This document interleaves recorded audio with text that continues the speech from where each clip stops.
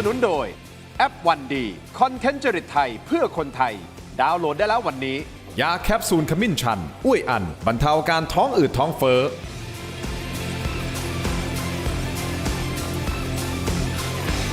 สวัสดีครับต้อนรับทุกท่านเข้าสู่รายการถกไม่เถียงครับประเด็นที่ผมจะถกวันนี้ขอเรียกร้องให้คุณพาวุฒิคุณป้อมพาวุฒินะครับออกมาพูดอะไรบ้างครับเท่าที่จำเป็นเท่าที่จะพูดได้นี่ไม่ใช่การสื่อสารจากผมนะฮะแต่จากคุณไหมสิริกัญญาซึ่งท่านเป็นรองหัวหน้าพรรคประชาชนเองนะครับออกมาล่าสุดเรียกร้องให้คุณป้อมพาวุฒิออกมาพูดบ้างไม่ใช่เงียบอยู่อย่างนี้นะครับก็ออกมาชี้แจงมีข้อมูลอะไรก็ออกมาชี้แจงคุณผู้ชมครับเมื่อคุณพาวุฒิซึ่งเป็นตัวตึงจากพรรคส้มนะฮะเป็นมือตรวจสอบกลับกลายเป็นว่าเป็นผู้ที่ถูกตั้งข้อสงสัยและถูกตรวจสอบเสียเองเพราะว่าอะไรครับ DSI กลางแผงผังโยงเครือข่าย Forex เถื่อนข้ามชาติครับและที่ล่าสุดคุณผู้ชมครับที่มีการแชร์กันว่อนแหละมีคลิปหลุดโผล่เป็นพรีเซนเตอร์อีกครับคุณป้อมพาวุฒิครับจนล่าสุดนะฮะนอกเหนือจากคุณไหมสิริกัญญาเนี่ยหัวหน้าเท้งครับหัวหน้าพรรคประชาชนรีบตั้งคำถามว่านี่คือการกลั่นแกล้งดิสเครดิตทางการเมืองใช่หรือไม่แต่ที่แซ่บสุดๆคือฝั่งของท่านนายกอนุทินชาญวีรกูลนี่ฮะคือคลิปที่ผมกำลังพูดอยู่เนี่ยที่มีการเชิญชวนเป็นลักษณะเชิญชวนนะฮะว่ามารีวิวว่าการเทรด Forex มันดียังไงไม่ยังไงนะฮะคุณผู้ชมแต่ที่แสบสุดๆแซ่บสุดๆนายกอนุทินออกมาปฏิเสธทันควันบอกว่าไอ้เรื่อง discredit เหรอไม่เคยคิดทำเรื่องชั่วๆแบบนั้นและยังมีสวนกลับคุณไอซ์รัชนกนะครับแบบเจ็บลึกถึงซวงด้วยโดยวลีเด็ดครับบอกว่าจะขึ้นเทศเนี่ยก็ให้ล้างเท้าให้สะอาดก่อนงานนี้ลือสะพัดไปถึงขั้นว่าอาจจะมีใบสั่งจากห้องเชือดสั่งปลดรัฐมนตรีเกรด A นะครับหากไม่สามารถที่จะทำเรื่องนี้ให้มันจบลงไม่สามารถที่จะสยบคุณไอซ์ลงได้นอกเหนือจากนี้ครับคุณผู้ชมต้องติดตามนะนอกเหนือจากนี้ยังมีประเด็นบินค่าไฟแฝงครับผมเชื่อว่าแขกรับเชิญของผมทั้งสองท่านไม่แน่ใจว่าทั้งสองท่านทราบก่อนหน้านี้หรือเปล่าผมเชื่อคุณผู้ชมค่อนประเทศไม่รู้นะฮะว่าบินค่าไฟแฝงเนี่ยมันเนียนมากนะหมดเม็ดมาเป็น10 ปีฮะมีการยัดไส้ค่าไฟสาธารณะมูลค่ากว่า 15,000 ล้านบาทต่อปีมายัดรวมเนียนๆให้ประชาชนแบกรับภาระเพิ่มโดยไม่รู้ตัวครับอ้าวสรุปมันเป็นภาระค่าใช้จ่ายของพวกเราเหรอครับเนี่ยซึ่งไปดูเขาบอกว่าเป็นมติตั้งแต่ยุคท่านพลเอกเปรมมั้งถ้าจำไม่ผิด 2530 เอ้าตกลงยังไงท่านอนุทินตอบเรื่องนี้ด้วยนะครับเดี๋ยวมาขยายเพิ่มเติมปิดท้ายด้วยโค้งสุดท้ายครับของการเลือกตั้งผู้ว่ากทมเมื่อคุณเท่าพิภพสสกทมพรรคประชาชนออกมาแฉว่าตอนนี้เริ่มมีราคากันแล้วนะครับเริ่มมีการซื้อเสียงกันแล้วนะฮะสกเนี่ย 1,000 บาทนะครับแถมหนักสุดนะฮะมีการติดป้ายหาเสียงแจกน้ำกระท่อมฟรีด้วยนะครับจนโดนวิจารณ์สนั่นว่านี่คือการดิสเครดิตอีกหรือไม่เอาละครับการสื่อสารทางการเมืองแน่นอนคุณผู้ชมครับมีหลากหลายวิธีนะฮะและแขกรับเชิญของผมทั้งสองท่านนะครับผมเชื่อว่าเชี่ยวชาญเรื่องของการสื่อสารนะคุณผู้ชมท่านแรกครับท่านเป็นครีเอทีฟโฆษณาและนักออกแบบแคมเปญทางการเมืองนะครับคุณประกิตกอบกิจวัฒนาหรือว่าคุณแมวครับสวัสดีครับสวัสดีครับท่านผู้ชมส่วนซ้ายมือของผมนะครับอาจารย์พิเศษมหาวิทยาลัยธรรมศาสตร์ครับวิชาการสื่อสารทางการเมืองนะครับอาจารย์วรนัยวณิชกะอาจารย์โก้ครับสวัสดีครับอาจารย์โก้ครับขอบคุณทั้งสองท่านที่ให้เกียรติรายการถกไม่เถียงนะครับโอ้โหผมเอาประเด็นนี้ร้อนสุดแล้วแหละคนที่ไปตรวจสอบเขาตอนนี้กลายเป็นถูกตั้งคำถามอ่ะคุณแมวนึกออกไหมฮะคือมันกลับตลปัดเลยนะแล้วมาในช่วงจังหวะที่แบบโอ้โหเข้าได้เข้าเข็มในเรื่องของการตรวจสอบ THA Passport ปึ้งกระดานนี้เปลี่ยนเลยนะครับอย่างนี้คุณผู้ชมครับเป็นประเด็นที่คุณป้อมพาวุฒิสสบัญชีรายชื่อพรรคประชาชนนะฮะถูก DSI ออกมาเปิดเผยบอกว่าอาจจะมีส่วนเกี่ยวโยงกับเครือข่าย Forex เถื่อนนะฮะอาจจะนะเพราะจริงๆก็ยังไม่มีการแจ้งข้อหาใดทั้งสิ้นซึ่งเป็นการแถลงข่าวที่งงมากของ DSI นะครับคุณเท้งหัวหน้าพรรคประชาชนตั้งข้อสังเกตว่านี่เป็นการกลั่นแกล้งทางการเมืองหรือไม่นะครับท่านอนุทินปฏิเสธและใช้คำแรงด้วยนะครับบอกไม่เคยคิดทำเรื่องชั่วหรือเรื่องสับปะรังเคแบบนั้นฟังเสียงก่อนครับ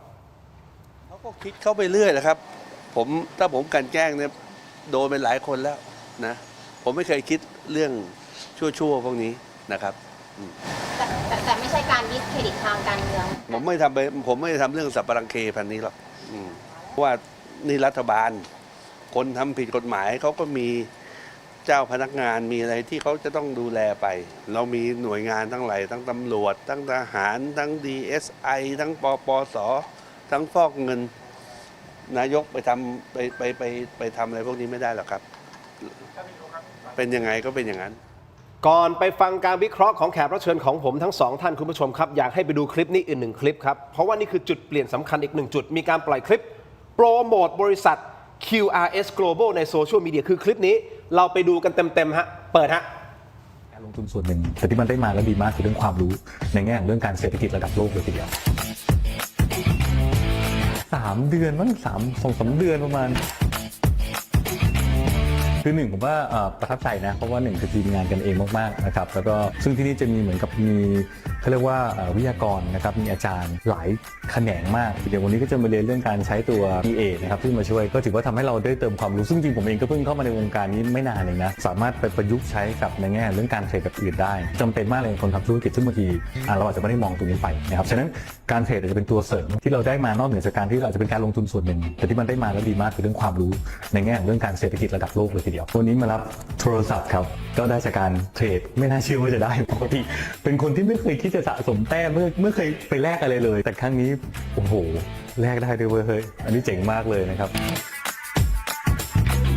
มีเยอะไปได้หลายรอบเลยพูดถึงไปฝรั่งเศส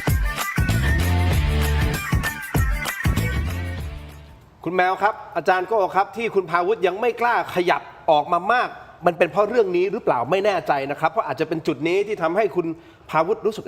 หรือผมไปเกี่ยวข้องในส่วนไหนหรือเปล่าอันนี้ให้ความเป็นธรรมกับเขาเพราะเรายังไม่รู้ถูกต้องไหมครับแต่ถ้ามองจากภาพรวมมันเหมือนเป็นการโฆษณาชวนเชื่ออะไรหรือเปล่าพี่คุณแมวในฐานะที่เป็นนักออกแบบแคมเปญครีเอทีฟโฆษณามองคลิปนี้ยังไงครับอ๋อมันเป็นโฆษณาชวนเชื่ออยู่แล้วเพราะว่าคืออย่างนี้คือต้องแยกกันก่อนคืออันเนี้ยมันเหมือนลักษณะโฆษณาที่เป็นพรีเซนเตอร์ชักชวนให้คนมาเทรดผ่านแพลตฟอร์มอันนี้ถูกไหมฮะทีนี้ผมคิดว่าเราต้องตั้งหลักก่อนว่า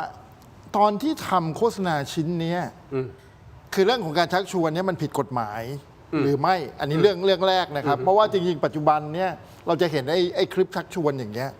เต็มเยอะแพลตฟอร์มไปหมดทีนี้เขาชักชวนเสร็จแล้วเนี่ยมันเขาเรียกมีผู้เสียหายอะไรจากการชักชวนเนี้ยผมคิดว่าอันนี้เป็นเรื่องของเขาเรียกนะต้องไปตรวจสอบแต่ว่าแน่นอนมันอันเนี้ยชิ้นเนี้ยจัดว่าเป็นโฆษณาเชิญชวนหรือชักชวนให้คนมาลงทุนกับแพลตฟอร์มนี้แต่ว่าเรื่องความผิดของการเป็นพรีเซนเตอร์เนี่ยผมคิดว่าต้องไปดูข้อกฎหมายอีกทีว่าไอการโฆษณาบนโซเชียลเนี่ยปัจจุบันเนี่ยอันนี้พูดตรงว่ามันไม่เหมือนกับการโฆษณาบน traditional TV นะคือ traditional TV เนี่ยการที่คุณจะมาทำโฆษณาชักชวนอะไรนี้คุณต้องไม่ผ่านกบวต้องไม่ผ่านอะไรอีกหลายเรื่องแต่ว่าบนโซเชียลนี่มันเป็นอะไรที่มันฟรีก็เลยไม่แน่ใจว่าการโฆษณาผ่านโซเชียลเนี่ยมันมีข้อกฎหมายครอบคลุมกันไปถึงไหนคือพูดง่ายๆว่าเวลาคุณโฆษณาผ่านโซเชียลอะพวกนี้เรายังไม่รู้เลยว่าหน่วยงานไหนเป็นหน่วยงานที่กำกับเรามีเขาเรียกนะข้อบัญญัติในการเขาเรียกนะเฮ้ยคุณห้ามพูดเรื่องนี้ห้ามมีลักษณะโฆษณาแฝงอย่างนี้ถ้าเราเห็นลักษณะของการเชิญชวนน่ะเมื่อก่อนเช่นสมมุติว่าคุณจะไปชักชวนให้คนมาลงทุนเรื่องพันธบัตรแล้วกันครับคุณยังต้องมีข้อความกำกับเลยนะการลงทุนมีความเสี่ยงผู้ลงทุนควรศึกษาข้อมูลการตัดสินใจลงทุนแต่ทีเนี้ยพอปัจจุบันเนี้ยเท่าที่ผมดูในโซเชียลมันไร้ขอบเขตมันไม่มีการเตือนแล้วก็การที่คุณจะยื่นเขาเรียกอะไรนะชิ้นงานชิ้นเนี้ยผ่านองค์กรที่กำกับผมว่าไม่มีโอเคคืออันนี้ประเด็นแรกก่อนนะครับแต่แน่ๆภาพนี้ออกมาไม่ดีต่อคุณพาวุฒิแน่นอนนะตอนนี้แน่นอนมันเป็นภาพที่เสียเพราะว่าผมคิดว่าอย่างนี้นะคือการที่คุณก้าวเท้ามาสู่เรื่องของการเมืองแล้วเขาเรียกคุณมาเล่นบทบาทของการตรวจสอบด้วยเนี่ยจริงๆคุณก็ต้องเขาเรียกนะคลีนระดับหนึ่งนะว่าตัวเองแน่ใจว่าไม่ไปเกี่ยวข้องกับสิ่งที่ผิดกฎหมายนะครับเพราะผมว่าอันนี้เป็นประเด็นที่ใหญ่อยู่เดี๋ยวมีข้อมูลเพิ่มเติมเกี่ยวกับ QRS Global นะครับที่มาโปรโมทตรงนี้นะครับคุณผู้ชมครับซึ่งข้อมูลน่าตกใจนะฮะแต่อาจารย์ก็อย่างเงี้ยเขากำลังบอกว่านี่คือการ discredit ทางการเมืองแบบชัดเจนเลยอาจารย์ก็มองไงคือไม่มีอะไรที่ไม่มีการเมืองแอบแฝงตรงเกินโดยเฉพาะจังหวะและเวลาแต่ก็ไม่ได้หมายความว่า มีการเมืองแอบแฝงและมันไม่ใช่เรื่องของ ครับ ความเป็นจริง เราต้องตั้งหลักกันก่อนนะครับ เราจะไม่เข้าข้างสีน้ำเงิน เราจะไม่เข้าข้างสีส้ม มีข้างเดียวที่เราจะเข้านั่นก็คือความถูกต้องความโปร่งใสความเป็นธรรม เพราะฉะนั้น Thailand AI Passport ข้อพิรุธอะไรผิดตรงไหนก็จัดการที่เต็มที่ นั่นคือประเด็นหนึ่งอีกประเด็นหนึ่งก็คือข้อกล่าวหานะครับหรือว่าข้อสงสัย ข้อสงสัยยังไม่กล่าว ยังไม่กล่าวหาด้วยซ้ำไป เขาสงสัย เขาสงสัย อยากให้คุณพาวุฒิเข้าไปเจอ DSI แล้วให้ข้อมูล ซึ่งมันประหลาดมากแต่ anyway นี่ไงคือการเมืองแล้วใช่ไหมครับ แทนที่จะเป็นผู้ต้องหา แทนที่จะมีหมายจับ แทนที่จะไปจับแล้วมาตั้งโต๊ะแถลงข่าวไม่มีอะไรทั้งนั้น มาตั้งโต๊ะแถลงทั้งที่ไม่ได้มีหมายไม่ได้มีอะไรแต่ สงสัย มีผู้สงสัย แค่นี้ก็การเมืองแล้ว แต่ถึงกว่านั้นก็เถอะแค่นี้ก็การเมืองแล้วความเป็นจริงคืออะไรนะครับ ทางด้านสื่อสารทางการเมืองนะครับกฎหมายก็ว่ากันไป สื่อสารทางการเมืองคุณต้องบริหารความเชื่อมั่น ความไว้วางใจของประชาชน และในขณะที่ประชาชนนั้นมุ่งตรงหันป้าด Thailand AI Passport ประชาชนก็หันมาสนใจเรื่อง Forex แทนนะครับแล้วก็นับวันยิ่งผ่านไปยิ่งคุณพาวุฒิยิ่งเงียบ เท่าที่รู้โพสต์ Facebook มาแค่ 2 ครั้ง หลังจากมีเรื่องนอกนั้นเงียบเราก็เห็นเรื่องที่ถูกขุดขึ้นมาเรื่อยๆจนกระทั่งแม้กระทั่งคุณสิริกัญญาเองต้องเรียกร้องให้ออกมาพูดนะครับเพราะฉะนั้นมันหมายความว่าอะไร มันหมายความว่าคุณพาวุฒิครับหากเรื่องนี้ไม่จริง หากนี่คือการปรักปรำคุณต้องรีบออกมา คุณต้องรีบออกมา ถึงแม้ไม่มีใครเรียก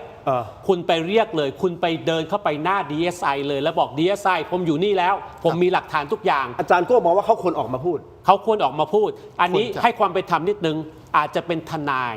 แนะนำว่าอย่าเพิ่งพูด ซึ่งในแง่กฎหมายอันนั้น make sense ใจเย็น อ่าฮะ ๆ ให้ DSI เปิดไพ่มาให้หมดก่อน ใน อาจ แง่ จะร ก อ ฎหมาย อาจจะรอ ในแง่กฎหมายไม่ว่ากันนั่นคือแง่กฎหมาย แต่ ครับ ทีนี้เรามองในแง่การเมืองนะครับ บริหารความเชื่อมั่นของประชาชนเป็นสิ่งที่สำคัญอย่างมาก บริหาร narrative เพราะณตอนนี้ narrative story เนี่ยจาก Thailand AI Passport มันกลายมาเป็น Forex แล้วนะครับถ้าสมมุติว่าคุณออกมาอย่างรวดเร็ว คุณเปิดเผยทุกสิ่งทุกอย่าง และทุกสิ่งทุกอย่างนั้นคุณบริสุทธิ์แน่ชัดเป็นที่ประจักษ์ story มันก็จะกลับไป TH Thailand AI Passport แต่ถ้าคุณไม่ออกคุณปล่อยไปเรื่อยๆ ผิดถูกไม่ทราบ สิ่งที่เห็นหลายวันที่ผ่านมาทุกช่องที่เล่นไม่ได้เล่น Thailand AI Passport แล้ว แต่ มาเล่น Forex narrative มาตรงนี้ แสดงว่าถ้ามีการเมืองแฝง ครับ ก็สำเร็จ อาจารย์ก็มองว่าควรจะออกมาพูด คุณแมวมอง แน่นอนครับ พี่แมวมองว่าเขาควรจะออกมาพูดไหม คือเขาควรจะออกมาพูด แล้วผมคิดว่าจริงๆในพรรคประชาชนเองเนี่ยควรจะต้องไปคุยกันด้วยซ้ำไป คือผมคิดว่าโอเคผมเห็นด้วยกับอาจารย์คือยังไงอะมันเป็นการเมืองแน่ๆแต่ผมคิดว่าวิธีพูดของคุณเท้งเนี่ยผมคิดว่าเขาเรียกนะเช่นการพูดประโยคว่าเฮ้ยมันเป็นการดิสเครดิตกันเนี่ยผมคิดว่าพูดเร็วไป คือควรจะไปสอบเขาเรียกอะไรนะไปตรวจสอบเรื่องข้อเท็จจริงก่อนภายในพักแล้วผมคิดว่าไอ้กระบวนการสื่อสารเหล่านี้คือมันพอเขาเรียกนะการที่คุณไปพูดว่าเฮ้ยเนี่ยเป็นการเครดิตของฝั่งรัฐบาล ครับ จะจริงหรือไม่ก็ตามเนี่ยแต่ผมคิดว่าประชาชนก็จะรู้สึกว่าเฮ้ยผลสุดท้ายแล้วคุณก็ไม่เข้าไปตรวจสอบข้างในกันเองก่อนว่าเอ้ยเรื่องนี้มันความจริงเท็จมันเป็นยังไง เพื่อที่จะนำมาสู่เขาเลยกนะการสื่อสารที่ถูกต้องกับประชาชนอย่าผมเลยยังมองว่าคุณเทคเองก็ปฏิเสธเร็วไป ผมคิดว่าพูดประมาณคุณไหมเนี่ยกำลังดีคือหมายถึงว่า เช่นให้คุณพาวุฒิออกมาเรื่องของการชี้แจงหรืออะไรเงี้ยผมคิดว่าอันเนี้ยเป็นสิ่งที่ผมคิดว่าพรรคประชาชนเองควรจะต้องทำต้องสื่อสาร งั้นในมุมของเรียกอาจารย์แล้วกันนะอาจารย์แมวคิดว่าคุณไหมที่ออกมาเดินอย่างเงี้ยมันสะท้อนอะไรครับที่ออกมาบอกเรียกร้องผ่านเข้าใจว่าน่าจะเป็นของพี่ยุทธมั้งเพจของพี่ยุทธใช่ไหมที่รายงานเรื่องเนี้ย ใช่ครับ คุณไหมให้สัมภาษณ์เมื่อประมาณชั่วโมงที่แล้วเองมั้งบอกเฮ้ยออกมาพูด คือ มุก คือ นี้ อย่า สะ ง ท้อน อ อะไร ย่างที่อาจารย์โก้พูดนะครับคือตั้งแต่เกิดเหตุการณ์นี้มา2-3 วันเนี่ยบอกว่าคุณพาวุฒิเงียบไปเงียบไปแล้วก็ไม่มีเขาเรียกนะไม่มีข้อชี้แจงกับเรื่องที่เกิดขึ้นนะนี่ก็อย่างที่บอกว่าก็ได้ยินว่าคุณพาวุฒิเองเนี่ยก็พูดว่าเฮ้ยตอนช่วงนี้เขาจะรอเขาเรียกนะคำกล่าวหาจากของ DSI ก่อน จนกว่าเขาเรียกให้เรียบร้อยแล้วเขาถึงจะชี้แจงแต่ผมคิดว่าอาจจะ too late ไป อาจจะสายไป โหสะ อาจจะสายไปเพราะว่าผมคิดว่าคืออย่างวันนี้สิ่งที่มันเปิดเผยมาแต่ละชิ้นเนี่ยผมคิดว่ามันต้องการคำตอบเยอะ อันนี้ damage หนักเลยใช่ไหม ใช่ damage ถ้าใน หนัก มุมของ creative ที่ดูโฆษณา คือ ออกแบบแคมเปญการเมืองนี่ ใช่ damage แล้วนะ ก็มันก็ทำให้พรรคเขาเรียกนะคุณมีจุดอ่อนในตัวเอง ที่เขาเรียกว่ามีบาดแผลคือผมคิดว่าสิ่งที่เขาสร้างมากับคุณป้อมพาวุฒิเนี่ยผมว่าเป็นนักธุรกิจที่มีความโปร่งใสมีความเขาเรียกว่ามีความคิดที่ก้าวหน้าและอยากผลักดันอุตสาหกรรม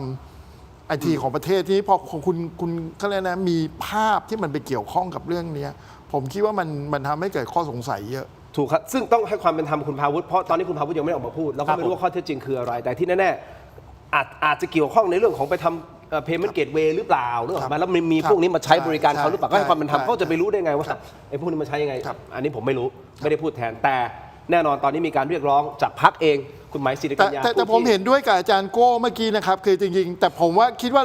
เรื่องนี้ก็จะไม่ไปลดทอนเรื่องของ Thailand Passport แต่ AI Passport คือเป็นคนละเรื่องกันแต่ว่าโอเคไอ้จังหวะ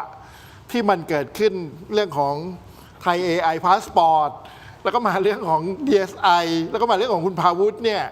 คือจริงๆมันก็ปฏิเสธไม่ได้หรอกว่ามัน ถูกออกแบบมาไหมนักออกแบบแคมเปญทางการเมือง มันเป็นการเมืองอยู่แล้ว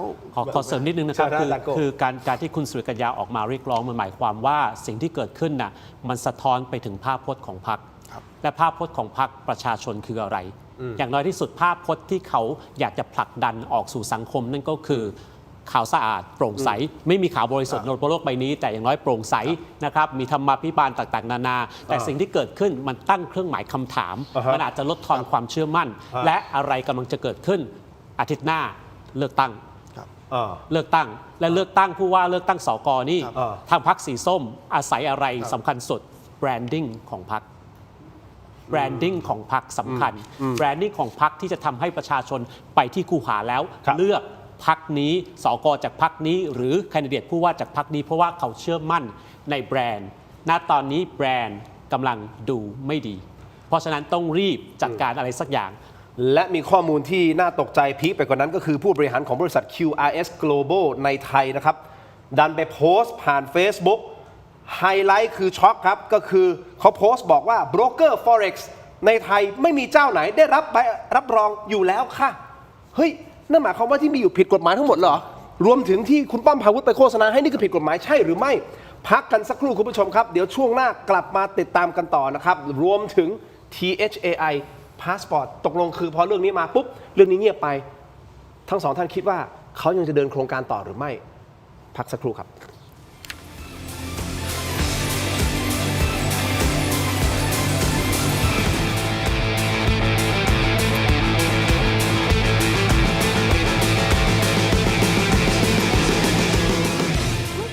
เพิ่มรายได้ SME ไทยซื้อสินค้าครบ200 บาทลดทันที100 บาทข้าวหอมมะลิสุรินทร์290 บาทไข่เค็มชัยยาอสม110 บาทลูกชิ้นปลาเก็ดมุกดา230 บาทที่ thailandpostmart.com ไทยช่วยไทยเพิ่มรายได้แชมป์เซียนขจัดคราบประสิทธิภาพพลังแชมป์ผ้าขาวสะอาดรีดง่ายไร้กลิ่นอับกลิ่นหอมถนอมใยผ้าไม่เปลืองแรงขยี้เริ่มต้นที่10 บาทหาซื้อได้ที่ CJ มอทุกสาขาแชมป์เซียนขจัดคราบประสิทธิภาพพลังดีขนาดนี้อย่ารอช้าสายเกมสายลงทุนสาย AI สายเทคต้องไม่พลาดลดราคาพิเศษให้ทันที 2,000 บาท BrainTech Tri Screen จอเสริมอัจฉริยะเปลี่ยนโน้ตบุ๊กธรรมดาให้ทำงานพร้อมกันได้ถึง4จอดีไซน์พับเก็บง่ายพกพาสะดวกมี2รุ่นให้เลือก 17,900 บาทสำหรับรุ่น14นิ้วและ 19,900 บาทสำหรับรุ่น16นิ้วสั่งซื้อออนไลน์ได้แล้ววันนี้เพียงค้น BrainTech Tri Screen หรือ Advice ทุกสาขาทั่วประเทศ BrainTech Tri Screen where thinking meets technologyไทยช่วยไทยเพิ่มรายได้ SME ไทยซื้อสินค้าครบ200 บาทลดทันที100 บาทข้าวหอมมะลิสุรินทร์290 บาทไข่เค็มชัยยาอสม110 บาทลูกชิ้นปลาเก็ดมุกดา230 บาทที่ thailandpostmart.com ไทยช่วยไทยเพิ่มรายได้ขจัดคราบประสิทธิภาพพลังแชมป์ผ้าขาวสะอาดรีดง่ายไร้กลิ่นอับกลิ่นหอมถนอมใยผ้าไม่เปลืองแรงขยี้เริ่มต้นที่10 บาทหาซื้อได้ที่ CJ มอทุกสาขาแชมป์เซียนขจัดคราบประสิทธิภาพพลังแชมป์ผ้าขาวสะอาดรีดง่ายไร้กลิ่นอับ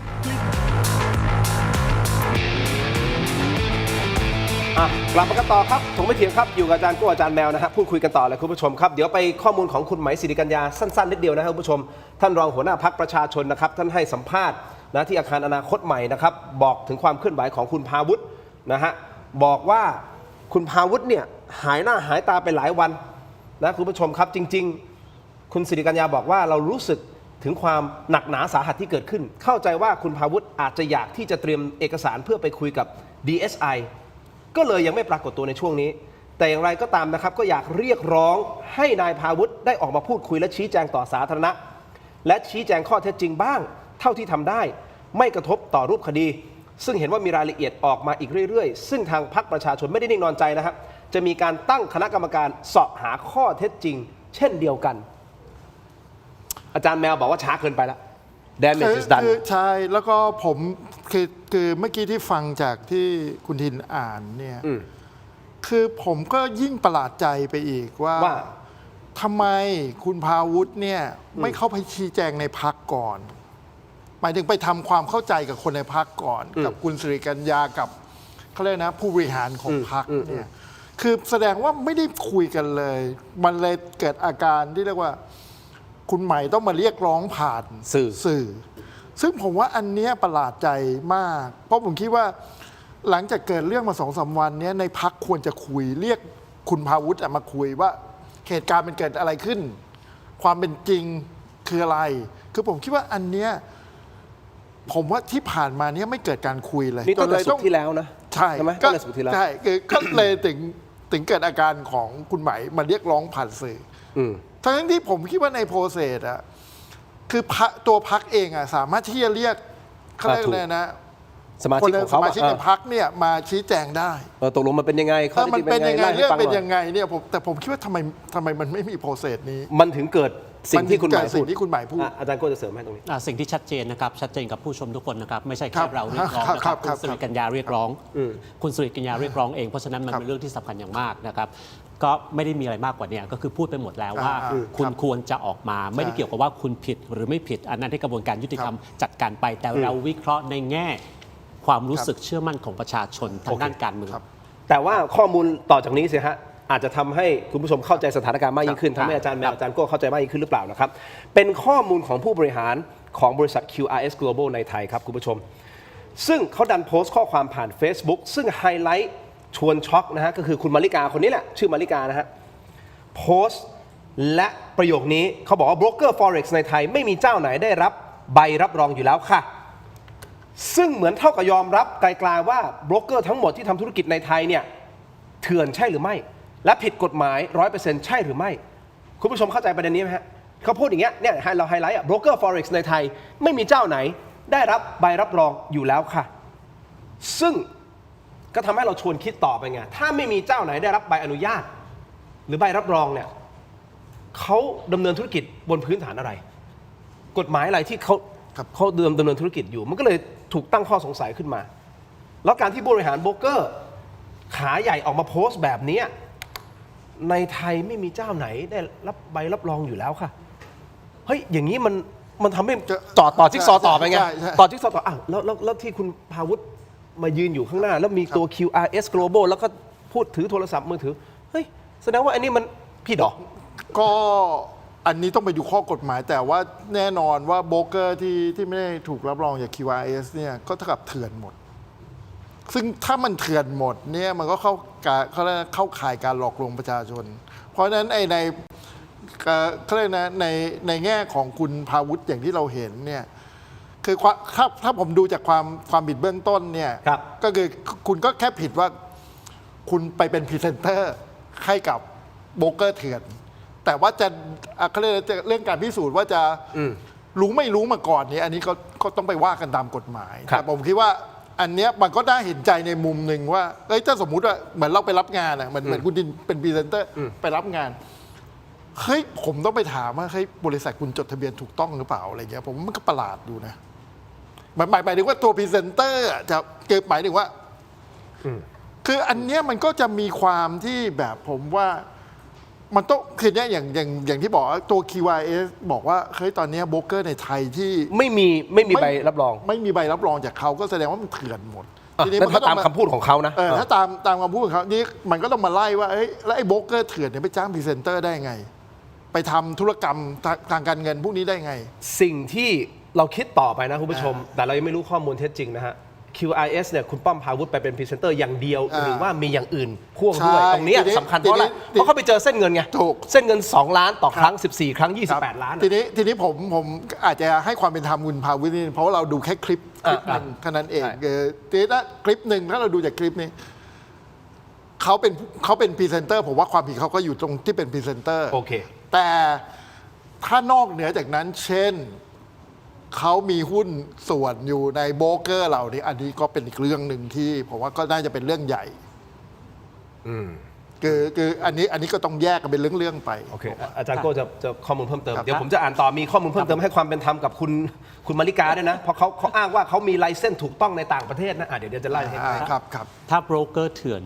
ทุกอันในประเทศไทย ผมว่าปัญหาไม่ได้อยู่เพียงแค่ที่โบรกเกอร์แล้ว ใช่ ปัญหาอยู่ที่ประเทศไทยทั้งประเทศ ใช่ ปัญหาอยู่ที่ระบอบการเมือง ปัญหาอยู่ที่ระบอบราชการว่าคุณปล่อยให้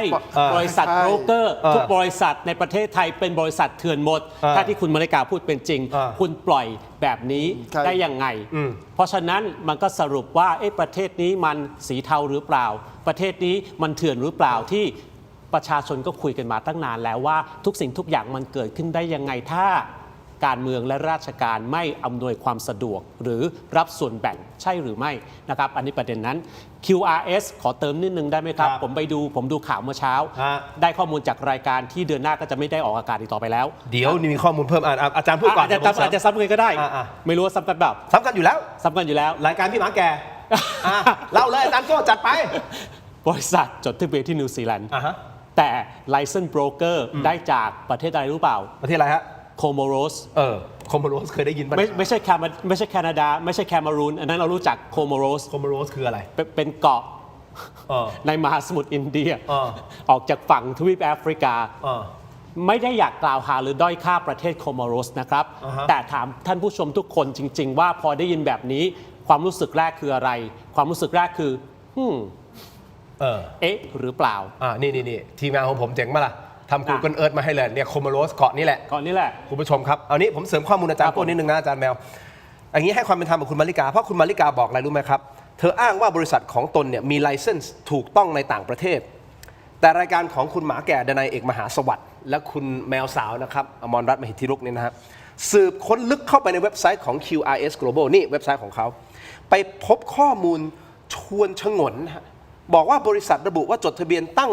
อยู่ที่นิวซีแลนด์แต่กลับไปขอใบอนุญาตประกอบธุรกิจการเงินและการลงทุนที่สหภาพโคโมโรสที่อาจารย์โก้พูดไป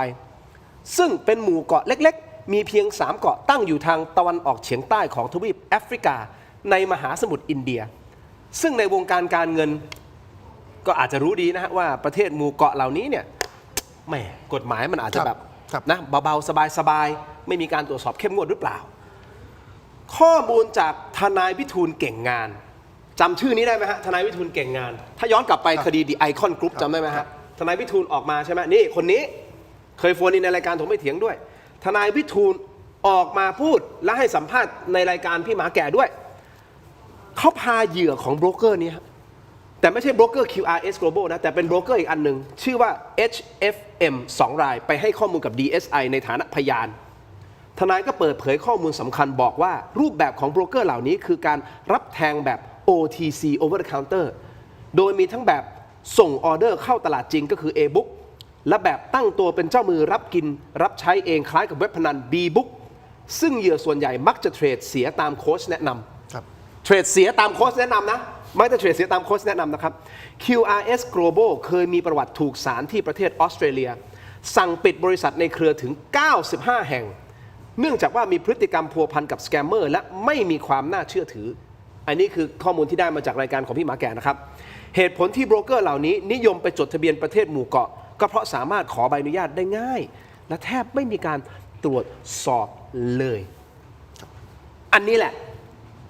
มันก็เลยยิ่งทำให้สิ่งที่มันเกิดขึ้นมันฉงนขึ้นไปอีกอาจารย์ก็ คือถ้าบริษัท QRS ประวัติยาวเหยียดขนาดนั้นนะครับคำถามคือว่าแล้วประกอบธุรกิจในประเทศไทยมาตั้งนานได้ยังไงและทำไมเพิ่งมาประเด็นณตอนนี้หรือว่ามันมีการเมืองแอบแฝงจริงจะ discredit ทางการเมืองก็เลยพ่วงเอาบริษัทที่อาจจะเถื่อนเข้ามาด้วยและนี่คือวิธีบริหารประเทศไทยเหรอบริษัทเถื่อนโบรกเกอร์เถื่อนหวยเถื่อนคาสิโนเถื่อนอะไรเถื่อนปล่อยมันไป แต่ถ้ามีหนทางที่จะ ครับ เล่นการเมืองจัดการมัน อาจารย์แมวคิดว่าตอนนี้สถานการณ์ของคุณพาวุฒิตกอยู่ในสถานการณ์ คื ที่ ออาการหนักคือยิ่งเงียบก็จะยิ่งหนักหนา เพราะผมคิดว่าเรื่องนี้ไม่ได้เป็นเรื่องง่ายในการอธิบายในที่สาธารณะนะครับเพราะว่าจริงเรื่องของเขาเรียกอะไรนะเรื่องของการเทรดเนี่ยเรื่องของเขาเรียกนะไม่ว่าจะ forex crypto อะไรก็แล้วแต่เนี่ยผมคิดว่าความเข้าใจการจะอธิบายต่อสาธารณะให้เข้าใจได้ง่ายๆเนี่ย ครับ ผมคิดว่าไม่ง่ายนะครับให้เขาเรียกนะให้ตัวเองเนี่ยจะเคลียร์ออกจากเรื่องนี้ผมคิดว่าโอ้เป็นอะไรที่ยากและตกที่ตั้งลำบากอยู่ทีนี้ผมคิดว่าก็เห็นด้วยว่าจำเป็นที่คุณพาวุฒิเองเนี่ยต้องออกมาชี้แจงกับสาธารณะ โอเค เพราะผมคิดว่าเรื่องนี้ถ้าเราตัดโอเคละตัดเรื่องการเมืองออกไปก็อย่างที่อาจารย์โก้พูดว่า ผมว่าเรื่องนี้เป็นเรื่องใหญ่ ครับ ตั้งแต่เรื่อง QRS ที่แบบออกมาพูดว่าเฮ้ยไอ้โบรกเกอร์ทั้งหมดเถื่อนเอาแล้วคุณหลอกมากันทั้งหมดนี้มันคือมีผู้เสียหายมีอะไรเยอะแยะมากมาย แล้วที่สำคัญหน่วยงานของรัฐอีกตั้งหลายแห่งที่เฮ้ยคุณออกไปอนุญาตให้ QRS มา หรือ ทำธุร ทำ กรร อะ ม ไร ใน หรือปล่อยให้เขาทำ ปล่อยให้เขาทำในประเทศไทยได้ยังไงอะไรอย่างเงี้ยผมคิดว่าอันเนี้ยมันจำเป็นต้องผมคิดว่าต้อง โอเค ชี้แจงมาก ๆ แล้วก็ ครับ เอาเข้าจริง ๆ นะ ผลสุดท้ายแล้วเนี่ยไอ้สิ่งที่กูจะเล่นทางการเมืองกับพาวุฒิเนี่ยอาจจะเป็นหอกที่มันย้อนกลับมาหาตัวรัฐบาลเองด้วยส่วนหนึ่ง เพราะว่าหน่วยงานรัฐที่ในกำกับอะคุณปล่อยให้มันเป็นอย่างนี้ได้ไง อันนี้จริงคุณผู้ชมครับ เพราะฉะนั้นเดี๋ยวผมขออนุญาตพักสักครู่สั้นๆนิดเดียวนะครับเดี๋ยวช่วงหน้ากลับไปตามเมื่อวานนี้อาจารย์ศิโรจน์นั่งอยู่รายการนะครับ อาจารย์ศิโรจน์พูดเลยบอกว่าก่อนหน้านี้มันมีการเรียกทั้งรัฐมนตรีทั้งสสผู้ที่เกี่ยวข้องเข้าห้องเย็น แล้วไปเชือดด่ารายตัว บอกว่าไอซ์คนเดียวทำไมเอาไม่อยู่ ครับ อันนี้คืออาจารย์ศิโรจน์พูดนะไอซ์คนเดียวทำไมเอาไม่อยู่ทำอะไรกันอยู่ ถ้าไม่สามารถจัดการไอซ์ได้ พวกคุณหลุดแน่นอน จบแน่นอน เอ้าแล้วใครจะเอาไอซ์อยู่ล่ะครับ ชั่วโมงนี้ ครับ พักสักครู่ครับช่วงหน้ากลับไปตามครับ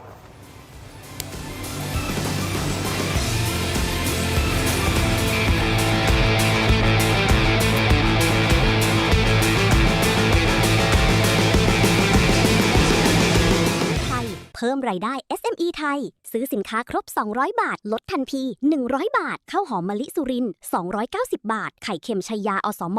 110 บาท ลูกชิ้นปลาเก็ตมุกดา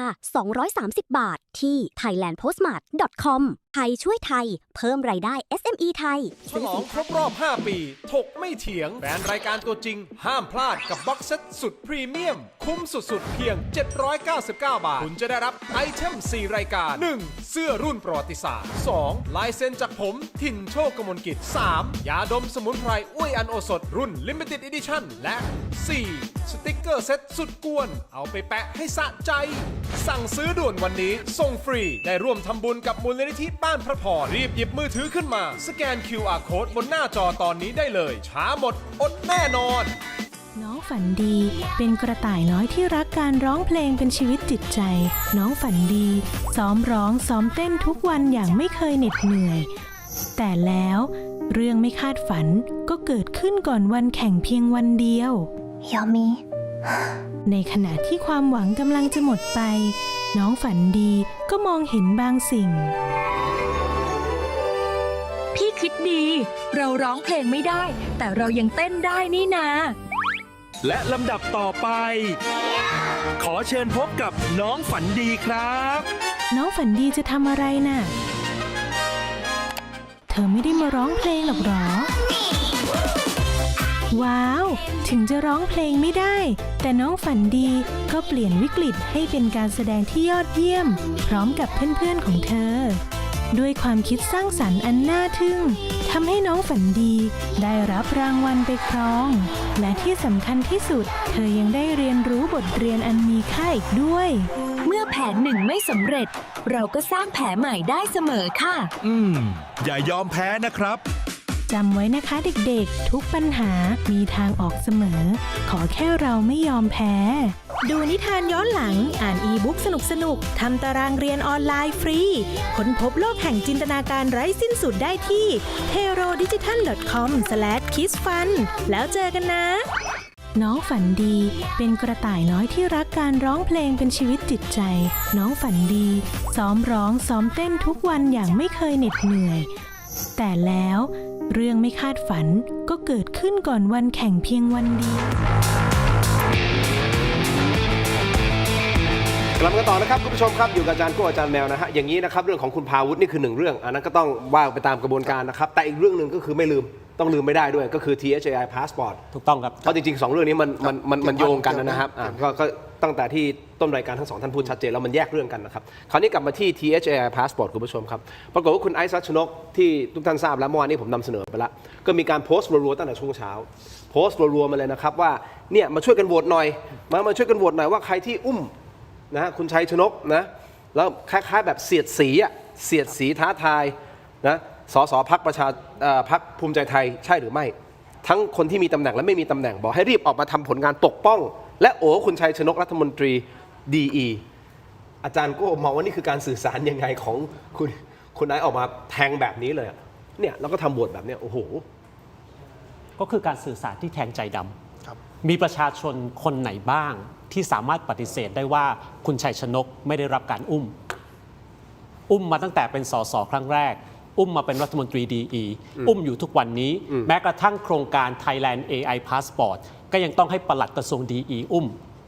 ตัวเองนั้นเดินลอยตัวตั้งแต่วันแรกในสภาที่ยืนขึ้นแล้วก็บอกว่าผมแค่มอบนโยบายเรื่องอื่นผมไม่เกี่ยวนั่นก็ลอยตัวแล้วที่เหลือคนอื่นอุ้มหมดเพราะฉะนั้นสิ่งที่คุณไอซ์พูดก็ไม่ผิดนะ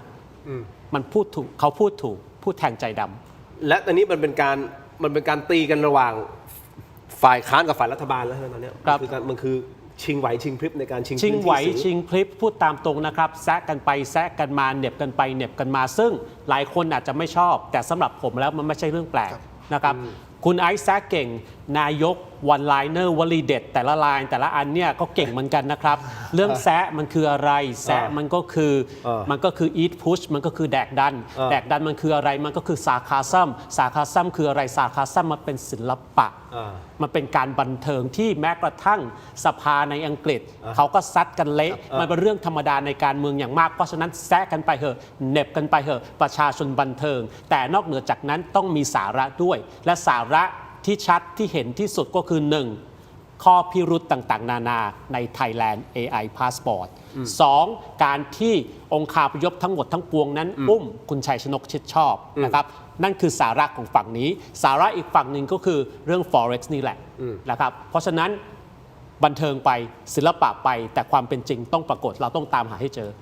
อันนี้คือเป็นเรื่องปกติแล้วเรื่องการเมืองฝ่ายค้านฝ่ายรัฐบาลเขาจะแซะกันไปแซะกันมาอย่างนี้ถูกต้องไหมครับครับแต่ที่ผมชวนมองอย่างนี้นะครับคือเอาเข้าจริงๆเนี่ยไอ้โครงการเนี้ยไอ้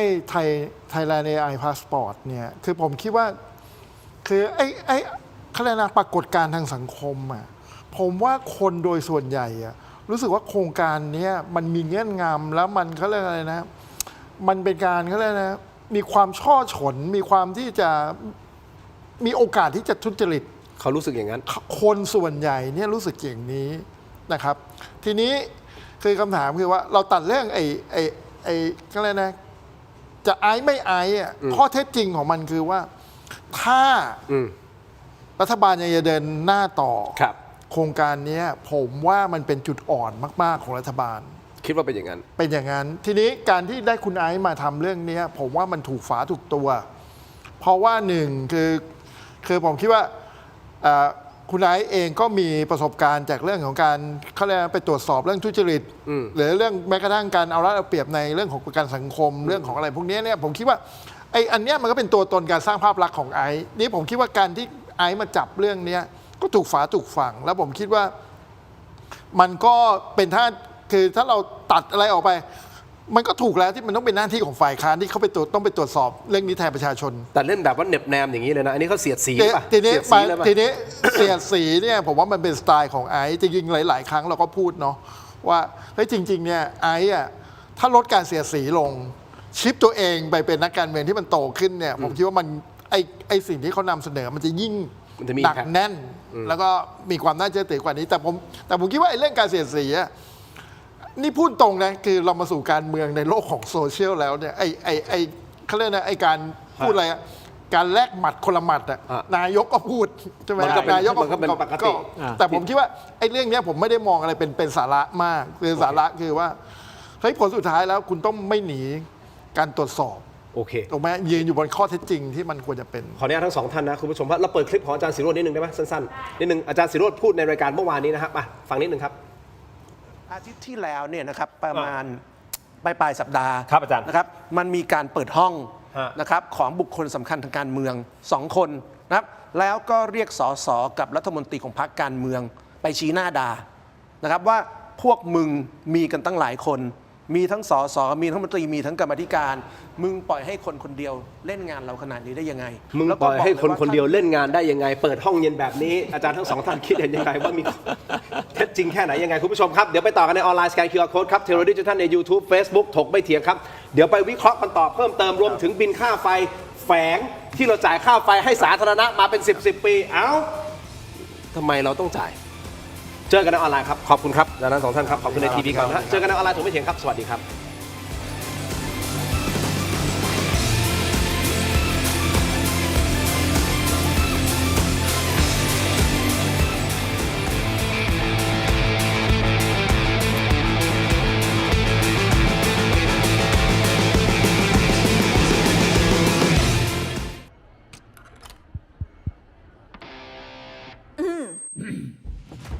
ไมบาซิน OTC รสส้มและรสมะนาวยาอมบรรเทาอาการเจ็บคอช่วยระงับเชื้อในปากและลำคอจากเกรเตอร์ฟาร์มาตรวจอ่านคำเตือนในฉลากก่อนใช้ยา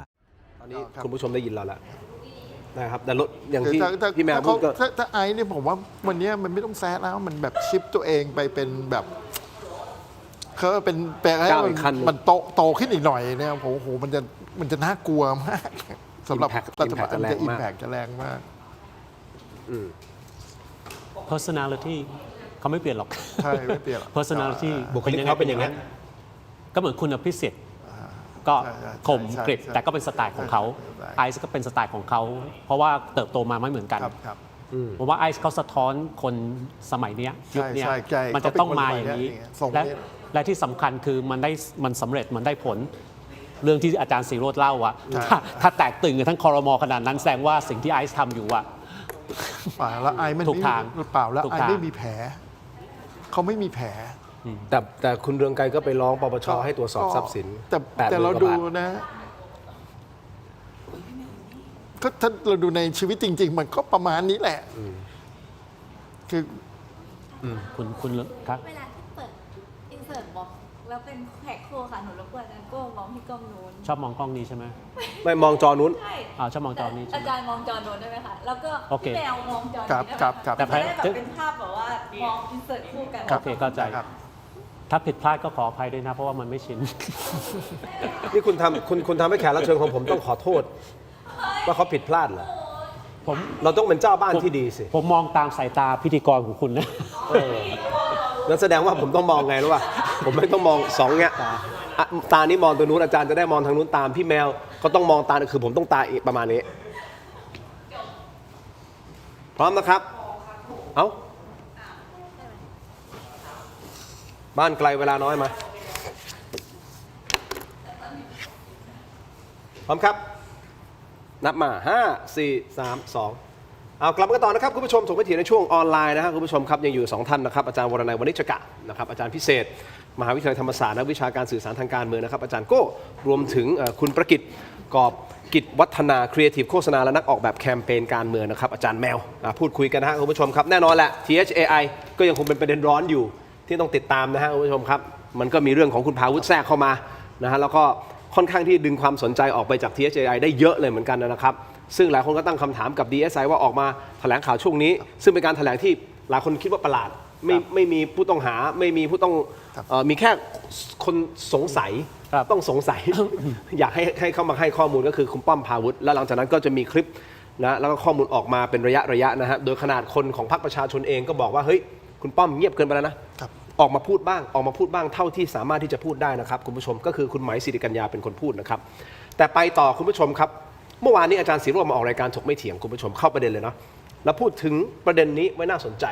เดี๋ยวเราไปฟังคลิปเต็มๆอีกทีหนึ่งได้ไหมฮะให้คุณผู้ชมได้รับทราบเลยเดี๋ยวให้แขกรับเชิญของเราทั้งสองท่านได้ฟังเต็มๆเลยว่าอาจารย์ศรีโรจน์พูดว่าอะไรเชิญครับ ที่แล้วเนี่ยนะครับประมาณ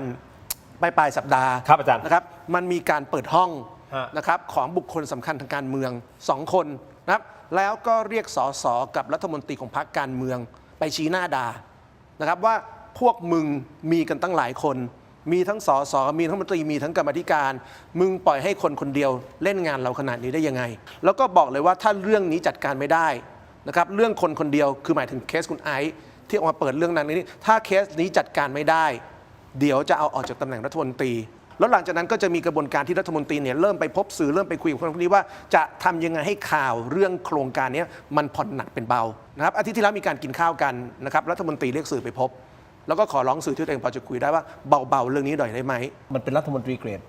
โอ้ผมว่าก็เรียกกันหมดนะครับเพราะว่าเวลาเรียกรัฐมนตรีเนี่ยก็ต้องเรียกเกรด A ด้วยครับเรียกแต่เกรด B เกรด B จะไปทำอะไรได้เพราะฉะนั้นก็ต้องเรียกเกรด A นะครับแต่กลุ่มที่เรียกเนี่ยไม่ใช่สายเทคโนแครดกลุ่มที่เรียกเนี่ยคือกลุ่มรัฐมนตรีกลุ่มการเมือง กลุ่มบ้านใหญ่กลุ่มตระกูลการเมืองนะครับสายเทคโนแครดเขาไม่ทำอะไรพวกนี้อยู่แล้วเพราะฉะนั้นเวลาเขาเรียกเนี่ยเขาก็เรียกกลุ่มที่เป็นนักการเมืองจะเป็นกลุ่มที่เป็นสสหรือกลุ่มที่ไม่ได้เป็นสสแต่มาเป็นรัฐมนตรีในโควต้าสสเอาอย่างนี้ก่อนที่จะไปฟังทั้งสองท่านว่าคิดเห็นอย่างไรกับข้อมูลของอาจารย์ศิโรจน์ว่ามันมีมูลนะจริงเท็จแค่ไหนอย่างไร แต่คำถามสำคัญก็คือสิ่งที่อาจารย์ศิโรจน์พูดคือคนคนนี้เขารู้สึกว่าแบบเฮ้ยทำไมเอาไอซ์ไม่อยู่กันเลยเหรอวะความหมายคือเนี่ยผมแปลภาษาชาวบ้านนะคือแบบเฮ้ยมึงทำอะไรกันวะทำไมปล่อยให้คนคนเดียวมาสร้างแบบโอ้แรงกระเพื่อมขนาดนี้ให้กับเราเอากันไม่อยู่เลยเหรอเอาอย่างนี้ไม่มีใครในรัฐบาลต้านพลังของคุณไอซ์ได้เลยหรือทั้งสองท่านมองอยังไงอาจารย์จงโกะก็ดูจะเป็นอย่างนั้นคือเราต้องเข้าใจก่อนนะครับคุณไอซ์วัชนกเนี่ยผมไม่เคยเจอไม่ได้รู้จักส่วนตัวนะแต่เท่าที่ดูตั้งแต่แกขี่จักรยานล้มยักษ์ใหญ่วันอยู่บำรุงนะครับประชันหน้ากับสุชาติชมกลิ่นก็ประชันมาแล้วจ้องตากับชาดาไทยเศษก็จ้องตามาแล้ว112ก็โดนมาแล้วทุกสิ่งทุกอย่างเนี่ยทั้งหมดทั้งปวงมันหมายความว่ายังไงมันหมายความว่าผู้หญิงคนนี้เขาถนัดจัดการกับเหล่ายักษ์ใหญ่และไม่มีใครเอาเขาลงได้ง่ายๆแต่ละคนที่ผมเอ่ยชื่อมาแต่ละคนมีใครกล้าทำอะไรกับเขาบ้างแต่คุณไอซ์วัชนกกล้าทำอะไรกับเขากล้าที่จะยืนหยัดเพราะฉะนั้นผมเข้าใจนะครับว่าในสังคมเนี่ยคุณไอซ์วัชนกคนรักก็มีคนเกลียดก็มีนะครับผมก็ไม่ได้เห็นด้วยกับคุณไอซ์วัชนกทุกเรื่องแต่ด้วยความกล้าหาญนะครับความที่ไม่มีใครเอาเขาลงผมมีคำเดียวที่จะให้เขานั่นก็คือ respect ในความกล้าหาญโอเคเขาถึงมีกองเชียร์เยอะถูกผิดว่ากันไปคดีต่างๆที่เขาโดนเขาก็ต้องไปว่ากันไปแต่ความกล้าหาญที่จะประชันในสิ่งที่เขาเชื่อว่าไม่ถูกต้องไม่เป็นธรรมความกล้าหาญที่ประชันกับเหล่าบุคคลที่สังคมมองว่าเป็นผู้มีอิทธิพลในประเทศไทยสิ่งนี้แหละอยากเห็นมากกว่านี้จากนักการเมืองชาวไทยทุกคนไม่ใช่แค่คนเดียวไม่ใช่โอเคครับอาจารย์แมวบอกไหมครับก็คล้ายๆกับอาจารย์โก้ครับที่ผมขยายมุมมองนิดนึงคือผมคิดว่าเขาเรียกนะต้องมาลุมกินโต๊ะไอซ์เนี่ยคือจริงๆมันก็เป็นภาพตัดของการเมืองเก่ากับการเมืองนักการเมืองใหม่เนาะทีนี้ผมคิดว่าตัวไอซ์เองเนี่ยด้วยเขาเรียกนะด้วยการต่อสู้ที่ผ่านมาเนี่ยผมว่าคนเนี่ยให้การยอมรับไอซ์เรื่องของการตรวจสอบในระดับหนึ่งเลยในเรื่องของประกันสังคมเรื่องของอะไรต่ออะไรเรื่องของการฟาดฟันพวกนี้เนี่ยทีนี้ผมคิดว่าตัวบ้านใหญ่เองต่างหากที่ผมคิดว่าแผลเยอะมีแผลอะไรเต็มตัวไปหมดแต่ตรงไหนก็เป็นเรื่องทั้งนั้นแล้วก็รัฐบาลเนี่ยผมอย่างที่ผมบอกว่ารัฐบาลเนี่ยมีต้นทุนต่ำอยู่ในระดับหนึ่งแล้วมีความแบบเรียกก่อนที่จะมาเป็นระบอบสีน้ำเงินนี่ก็มีความแบบเฮ้ยสงสัยในเรื่องของความเทาๆอยู่ใช่ไหมฮะทีนี้ผมคิดว่าภาพลักษณ์ของไอซ์เองเนี่ยเขาไม่มีประโยชน์ตอนนี้นะณตอนนี้เนี่ยผมคิดว่าภาพลักษณ์ของไอซ์เนี่ยยังไม่มีบาดแผลยังไม่มีประโยชน์ไม่มีผลประโยชน์อะไรเข้าไปเกี่ยวข้องเพราะฉะนั้นเนี่ยไอ้ภาพอย่างเนี้ยเป็นภาพที่ผมคิดว่านักการเมืองเก่ากลัวมากคือผมคิดว่าไอ้ภาพคือจะหาวิธีจัดการจะเอาช่องไหนไปจัดการไอซ์ล่ะเพราะไอซ์มันไม่มีผลประโยชน์อะถูกไหมฮะคือไม่ได้ไอซ์ก็ไม่ได้ไปนั่งในบริษัทบริหารอะไรที่เกี่ยวข้องมีผลประโยชน์ทับซ้อนซึ่งผมคิดว่าไอ้สิ่งเหล่านี้มันหาได้ยากในนักการเมืองเพราะฉะนั้นเนี่ยผมคิดว่าไอ้การที่คุณจะเอาทั้งหมดจะเกรด A เกรด B อะไรของคุณก็แล้วแต่นี่มาเนี่ยหนึ่งผมคิดว่า ผลสุดท้ายคุณก็ต้องมาใช้เขาเรียกนะกลไกหรือเครื่องมือรัดวิธีที่เขาเรียกนะพูดง่ายถ้าภาษาชาวบ้านคือวิธีใต้ดินเนี่ยถูกไหมซึ่งมันก็ทำอะไรไอ้ไม่ได้อย่างล่าสุดก็มีเห็นเรื่องของสสเรื่องไกก็จะท่านเรืองไกรลีกิจวัฒนะไปยื่นปปชให้ตรวจสอบทรัพย์สินไม่ยื่นบัญชีทรัพย์สินใช่ไหมผิดหรือเปล่าซึ่งผมคิดว่าไอ้ก็ไม่ได้แคร์หรอกคือก็ผลสุดท้ายแล้วผมคิดว่าไอ้ก็คงจะต้องยืนหยัดอยู่บนไอ้เรื่องการตรวจสอบอย่างนี้แหละนะครับแล้วซึ่งผมคิดว่าอันนี้ล้มยากเพราะว่าอย่างที่บอกว่าตัวไอ้ต้นทุนเขาสูงคือต้นทุนเขาสูงคืออะไรต้นทุนเขาเพราะเขาไม่มีผลประโยชน์ทับซ้อนในสิ่งที่เขาในสาธารณะหรือของประชาชนผมคิดว่าอันเนี้ยเป็นอะไรที่ผมคิดว่าพรรคเขาเรียกนะพรรคทางฝั่งรัฐบาลเองเนี่ยผมว่าก็อย่างที่ต้องคิดหนักแล้วก็อย่างที่คือถ้าฟังอย่างอาจารย์ศิโรจน์ว่าคุณถึงก็ต้องมีเรียกมาห้องเย็นงั้นต่อเลยมาบรีฟอาจารย์แมวเชื่ออาจารย์ศิโรจน์ไหมว่ามีเหตุการณ์นั้นเกิดขึ้นผมเชื่อว่าเป็นไปได้ผมเชื่อว่าเป็นไปได้ว่าเรียกมาห้องเย็นแล้วก็แบบไล่เรียงด่าให้มึงอะไรของมึงทำไมถึงทำอะไรไม่ได้วะเผลอผมว่าไม่ใช่แค่เป็นสสในพรรคเลยคือผมคิดว่าอาจจะมีแบบข้าราชการเข้าไปอยู่ในนั้นด้วยไหมรัฐมนตรีอะไรก็ว่าก็ต้องว่ากันไปแบบให้ไปใช้กลไกหน่อยได้จัดการอะไรอย่างเงี้ยซึ่งผมเชื่อนะเชื่อว่ามี เพราะว่าคือไอ้การเมืองลักษณะอย่างเงี้ยจริงๆไม่ได้เกิดขึ้นเป็นครั้งแรกคือมันจริงๆเขาก็ใช้วิธีการอย่างนี้มาตั้งแต่ในอดีตแล้วไม่ใช่แค่เฉพาะประเทศไทยด้วยนะอาจารย์คือต่างประเทศมันก็มีกันอย่างเงี้ยที่แบบอย่างนี้อยู่คือผมไม่ทราบว่าจริงหรือไม่จริงนะครับแต่สิ่งที่ผมเห็นกับตาตัวเองก็คือทั้งวันนี้ทั้งเมื่อวานเนี่ยแค่ข่าวในฟีดของ X เนี่ยมีแต่บรรดานักการเมืองจากฝั่งหนึ่งออกมาถล่มไอซ์ รัชนกเต็มไปหมดไม่ว่าด้วยวาจาไม่ว่าด้วยจะดำเนินการทางกระบวนการทางกฎหมายทุกคนออกมาถล่มกันหมดนะครับซึ่งผมก็ว่านั่นแหละล้มยากครับเพราะว่าอะไรตามหลักการแล้วหากคนเรามีจุดยืนจะล้มเขายากแต่ถ้าหากไม่มีจุดยืนแค่ลมพัดเบาๆเนี่ยก็พร้อมจะล้มแล้วทีนี้ตอบกันเองแล้วกันว่าคุณไอซ์ รัชนกมีจุดยืนหรือไม่และใครที่ไม่มีจุดยืน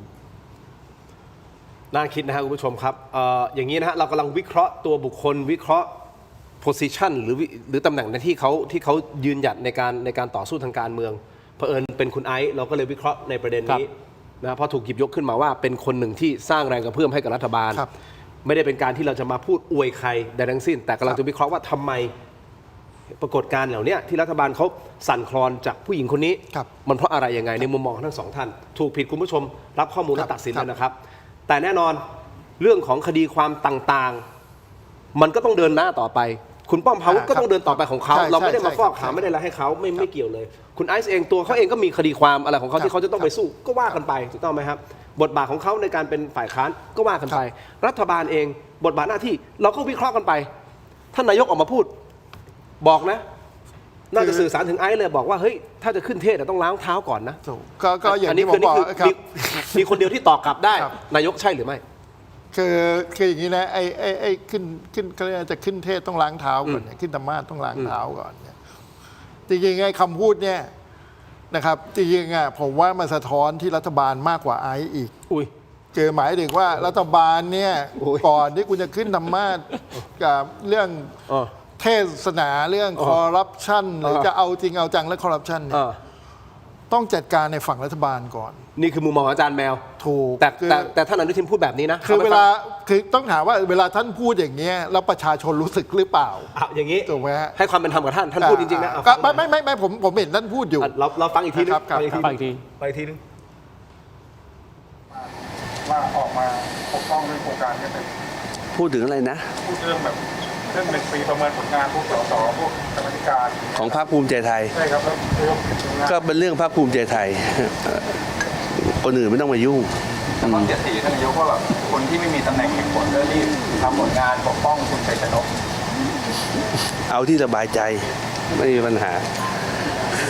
จะขึ้นเทศก็ล้างเท้าให้สะอาดคือเรื่องแรกเลยนะพรรคเป็นเรื่องของพรรคภูมิใจไม่ต้องมายุ่งเนี่ยต้องถามว่า THAI passport เนี่ยเป็นเรื่องของพรรคภูมิใจไทยหรือเป็นเรื่องของประเทศถ้าเป็นเรื่องของประเทศคือเรื่องของภาษีของเรานะ เพราะฉะนั้นไอซ์ก็กำลังทำหน้าที่ไปยุ่งเรื่องนี้ในฐานะของเป็นตัวแทนของประชาชน ครับ ถูกไหมฮะเพราะฉะนั้นเวลาท่านพูดอย่างนี้เนี่ยมันก็ต้องมีมันไม่ใช่แค่ว่าคุณพูดอย่างนี้แล้วคนจะไปเชื่ออย่างนั้นคือผมคิดว่าอันเนี้ยคนไทยแยกออกอันไหนเป็นเรื่องของพรรคภูมิใจไทยอันไหนเป็นเรื่องผลประโยชน์ของประเทศ ครับ ถูกไหมฮะทีนี้ไอ้เรื่องล้างเท้าเนี่ยผมคิดว่าก็มาจากเรื่องของคุณพาวุฒินี่แหละคือผมคิดว่า โอเค ก็เขาเรียกว่ารวบตึงมาเป็นก็เรียกว่ามาเป็นแมสเซจเดียวกันเพื่อที่จะสื่อสาร โอเค ซัดกับคุณนาย อาจารย์โก้2 คำถามแรกก่อนนะที่อาจารย์ศิโรจน์ให้ข้อมูลบอกว่ามีการเรียกไปห้องเย็นแล้วก็ฉะทีละคนเชื่อว่ามีจริงไหม ผมให้เครดิตอาจารย์ศิโรจน์ผมเชื่ออาจารย์ศิโรจน์ โอเคเชื่อว่ามีจริงโอเค2ที่นายกพูดจะขึ้นเทศก็ต้องล้างเท้าตัวเองก่อน ผมว่าเท้าสกปรกอ่ะมันไม่ยากที่จะล้าง แต่ถ้าหัวสกปรกอ่ะใครจะไปกล้าล้าง โอ้ยอย่าไม่รู้สิ ไม่รู้เหรอ เท้าสกปรกอะอาจจะล้างง่ายหน่อยใช่ไหม ผมจะได้ออกรายการนี้ใช่ไหมเนี่ย ไม่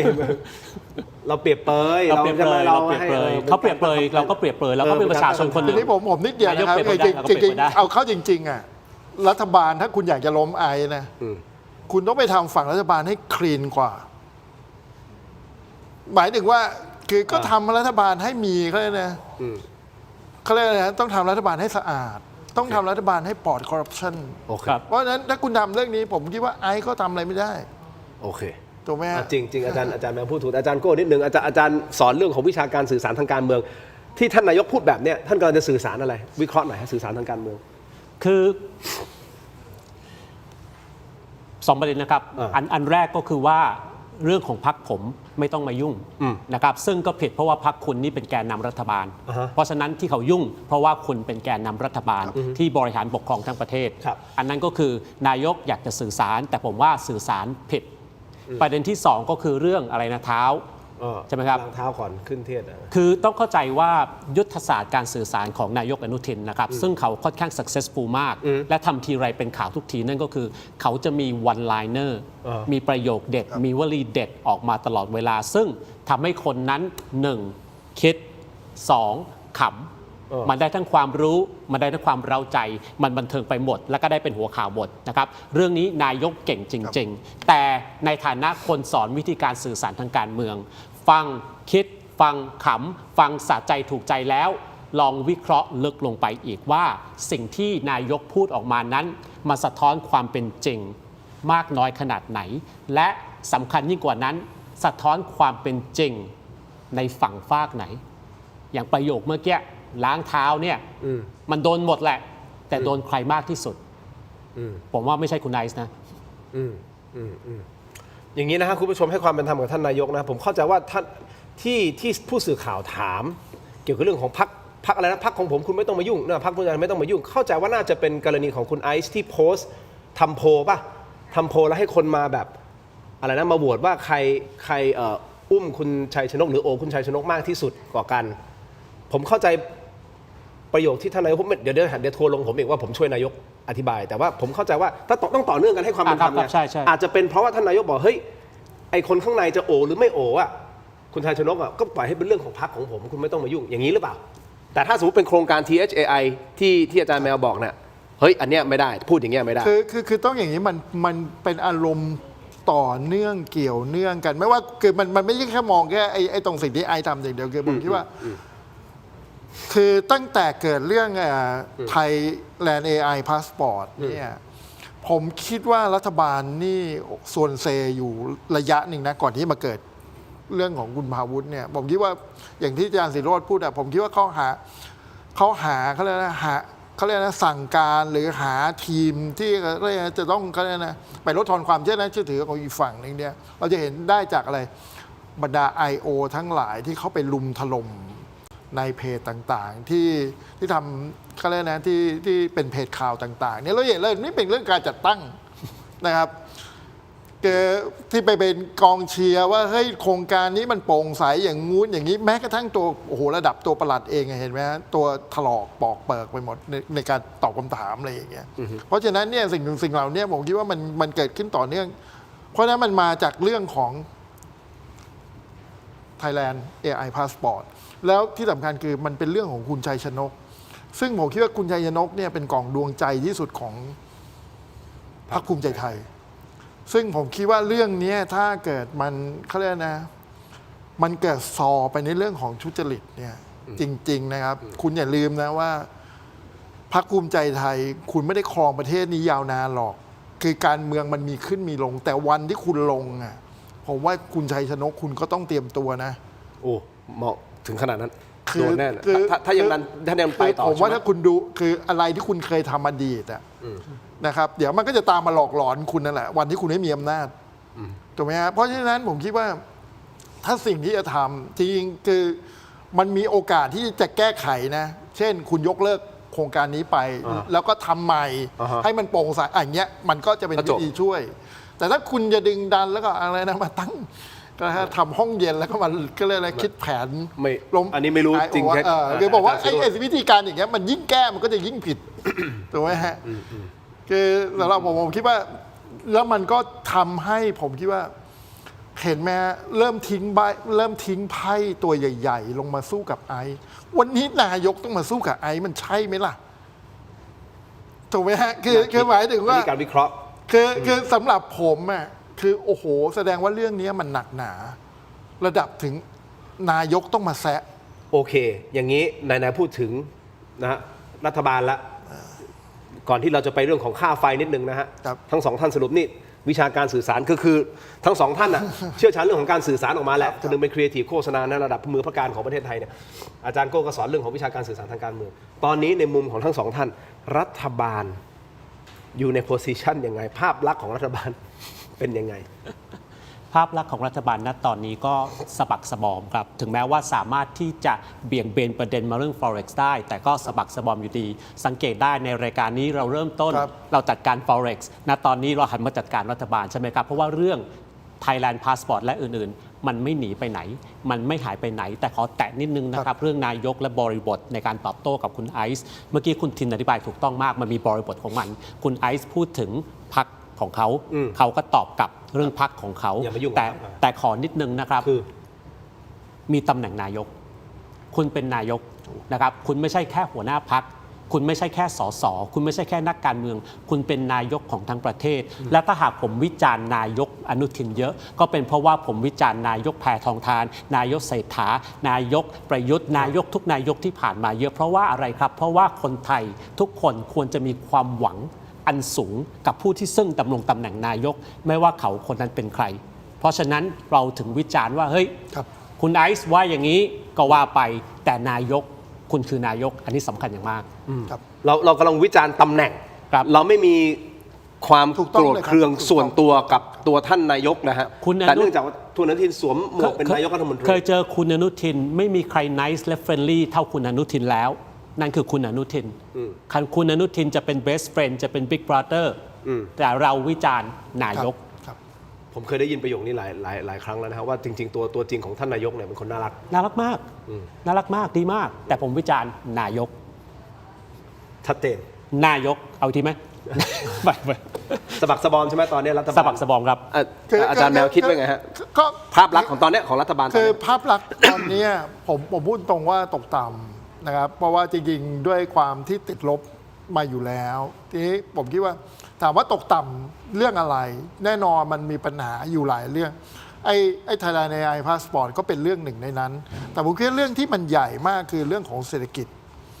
นะครับจริงๆคือชาวบ้านคือเศรษฐกิจวันนี้เราต้องยอมรับว่าเศรษฐกิจไม่ดีทั้งในระดับรากหญ้าไม่ดีทั้งในระดับ SME แล้วก็จะลามขึ้นไปในธุรกิจใหญ่ๆนะครับนี่ที่ผ่านมาตั้งแต่ไอ้สงครามอ่าวในช่องแคบฮอร์มุสมาจนถึงวันนี้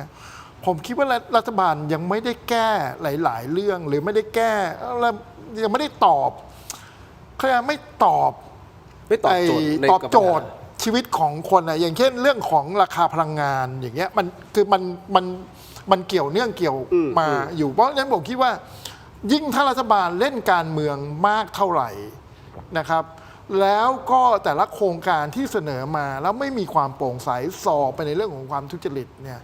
มันจะยิ่งเป็นตัวซ้ำว่าเฮ้ยรัฐบาลเนี่ยจะมีภาพลักษณ์ของถ้าเป็นภาษาชาวบ้านก็คือว่าภาพลักษณ์ของการกอบโกยคือซึ่งอันนี้ผมคิดว่าเราสัมผัสได้จากชาวบ้านทั่วๆไปที่รู้สึก นะครับ อันนี้สำคัญที่สุด เพราะว่าผมคิดว่าส่วนไอ้การตอบโต้อะไรก็แล้วแต่ของนายกเนี่ยเอาเข้าจริงๆเนี่ยผมไม่อันนี้พูดในฐานะคนทำสื่อสารนะผมว่านายกอย่าไปเล่นเลย เพราะอะไรไหมฮะคือยิ่งไปสื่อสารอย่างเงี้ยเท่าไหร่เนี่ยผมว่าไอ้เรื่องการที่แกทำตัวน่ารักเนี่ยดีแล้วแต่ควรจะทำตัวน่ารักในแง่ของเขาเรียกนะผลสุดท้ายเราต้องไปช่วยประชาชนต้องไปช่วยมากกว่าจะเขาเรียกมาตอบโต้แล้วก็ปิงปองกับฝ่ายค้านซึ่งผมคิดว่าโอ้โหมันถ้าผมเป็นนายกผมก็ควรจะเรียกมาด่านะว่าเฮ้ยเป็น10 คนทำอะไรกันวะคือจะต้องให้กระบี่มือหนึ่งระดับนายกรัฐมนตรีมาจัดการคืออย่างนี้นะคุณผู้ชมทุกประเทศอะถ้าเศรษฐกิจดีประชาชนอยู่ดีกินดีเนี่ยนั่นคือสิ่งที่สำคัญที่สุดปากท้องของประชาชนคือสิ่งที่สำคัญที่สุดไม่ว่าคุณจะรัฐบาลไหนไม่ว่าจะเป็นประเทศไหนก็แล้วแต่บนโลกใบนี้200 กว่าประเทศเนี่ยคุณไปดูเลยถ้าเศรษฐกิจดีประชาชนอยู่ดีกินดีจบแต่ตอนนี้มันเป็นอย่างนั้นหรือเปล่าสะท้อนออกมาหรือเปล่าคุณผู้ชมใช่คือผมว่ามันมีงานที่ท้าทายรัฐบาลอยู่อีกหลายเรื่องครับเพราะว่าจริงๆคือเรื่องเศรษฐกิจนี้เป็นเรื่องใหญ่ที่สุดใช่ครับอ่ะอย่างนี้นะฮะผมขอเนี่ยไปที่บินค่าไฟกันนิดนึงนะฮะกลายเป็นประเด็นที่มันงงกันทั้งประเทศอะ อย่างนี้นะฮะเอาอย่างนี้บินค่าไฟแฝงเขาบอกยัดไส้ค่าไฟนะไฟทางกับค่าสูบน้ำเฮ้ยคุณเอกนัทพร้อมพันธ์รัฐมนตรีว่าการกระทรวงพลังงานออกมาเปิดเผยสูตรโกงเงียบเขาใช้คำนี้เหรอโกงเงียบที่แอบทำกันมาเป็น10 ปีนะฮะคุณผู้ชมโดยระบุว่าวันนี้บินค่าไฟที่ประชาชนจ่ายมีการแอบบวกยัดไส้ค่าไฟฟ้าแสงสว่างสาธารณะพวกไฟหลวงไฟตามถนนหนทางและตรอกซอกซอยนี่แหละครับคุณผู้ชมคิดเป็นมูลค่าสูงถึง 15,000 ล้านบาทต่อปีเมื่อสักครู่นี้อินเสิร์ตมีรายการผมอีกอันนึงเหรอครับเงินทองของจริงเศรษฐกิจรายการนี้ควรจะดูนะฮะเป็นรายการอีกอันนึงที่เราทำให้กับช่องวันนะครับควรจะดูนะครับเป็นรายการที่เราพูดถึงเศรษฐกิจให้เข้าใจง่ายเงินทองของจริงไหนๆก็ไหนๆแล้วโปรโมทรายการอีกอันนึงเลยนะฮะคุณผู้ชมเขาบอกว่ามูลค่ากว่า 15,000 ล้านบาทต่อปีความแยบยลก็คือว่าการไฟฟ้าไม่ได้เขียนแยกรายการระบุชัดเจนแต่แอบนำไปบวกรวมเนียนๆเอาไว้ในหมวดค่าความสูญเสียที่ไม่ใช่เชิงเทคนิค non technical loss ซึ่งทำให้ประชาชนต้องแบกรับภาระเพิ่มขึ้นโดยไม่รู้ตัวเฉลี่ยถึง10 สตางค์ต่อยูนิตเดี๋ยวถามทั้งสองท่านคิดเห็นอย่างไรผมขออนุญาตตรงนี้นิดนึงครับขอมอบของก่อนเราสปอนเซอร์เราจะอยู่ได้ก็ต้องมีสปอนเซอร์ใช่ไหมอาจารย์แมวอาจารย์โก้เราเดินหน้าต่อด้วยสปอนเซอร์ชิพต้องขอบคุณมากๆนะครับนี่คือ My Basin เม็ดอมซิงค์พลัสมอบให้นะครับ2 ท่านนะครับขอบคุณมากๆครับเม็ดอมซิงค์พลัสผลิตภัณฑ์ My Basin จาก Greater Pharma นะครับมี3 สูตรที่มีคุณประโยชน์จากวิตามินหลากหลายชนิดครับเม็ดอมซิงค์พลัสวิตามินซีและโคคิวเทนกลิ่นองุ่นมะนาวเม็ดอมซิงค์พลัสลูทีและบิวเบอรี่กลิ่นแบล็คเคอร์เรนต์เม็ดอมซิงค์พลัสเบต้ากลูแคนกลิ่นสตรอเบอรี่นะครับซิงค์มีส่วนช่วยในการทำหน้าที่ของระบบภูมิคุ้มกันและกระบวนการต่อต้านอนุมูลอิสระถ้าเจ็บคอไอหรืออยากเสริมภูมิคุ้มกันนะครับเลือก My Basin จาก Greater Pharma หาซื้อได้ที่ร้านสะดวกซื้อซุปเปอร์มาร์เก็ตและร้านขายยาทั่วประเทศ My Basin จาก Greater Pharma ก้าวสู่60 ปีอย่างมั่นคงและยั่งยืนนะฮะขอบคุณ My Basin ที่อยู่เคียงข้างถกไม่เถียงนะครับขอบคุณมากๆครับจาก Greater Pharma นะครับนี่My Basin ต่อกันที่นี่คือยาดมสมุนไพรตรามังกรทองจากอ้วยอันโอสถนะครับให้ทั้งขอบคุณครับนะครับแต่วันนี้ขอแนะนำครับยาน้ำแก้ร้อนในเขากุยจากอ้วยอันโอสถนะครับบรรเทาไข้ตัวร้อนทานได้ทั้งเด็กและผู้ใหญ่นะครับมีจำหน่ายตามร้านขายยาทั่วประเทศอ่านคำเตือนในฉลากและเอกสารกำกับผลิตภัณฑ์ก่อนใช้นะครับนี่คือยาน้ำแก้ร้อนในเขากุยจากอ้วยอันโอสถนะฮะขอบคุณมากๆครับอ้วยอันโอสถนะฮะที่อยู่เคียงข้างถกไม่เถียงนะครับเขากุยฮะของดีครับต่อกันที่ผงปรุงรสหนึ่งคุณผู้ชมครับมีให้เลือกหลากหลายรสชาติปรุงอร่อยแน่รสหนึ่งครับไม่ว่าจะเป็นรสไก่รสหมูรสเนื้อนะครับต้มผัดแกงทอดยำหอมอร่อยได้ทันใจครับต้องรสหนึ่ง number one ปรุงอร่อยแน่รสหนึ่งครับโปรโมชั่นพิเศษ1 แถม 1และโปรโมชั่นสุดคุ้มอีกมากมายครับหาซื้อได้แล้ววันนี้ที่ Shopee Lazada TikTok Gourmet Market Foodland และซุปเปอร์มาร์เก็ตทั่วไปปรุงอร่อยแน่รสหนึ่งครับขอบคุณรสหนึ่งนะครับที่อยู่เคียงข้างถกไม่เถียงขอบคุณมากๆเลยนะครับ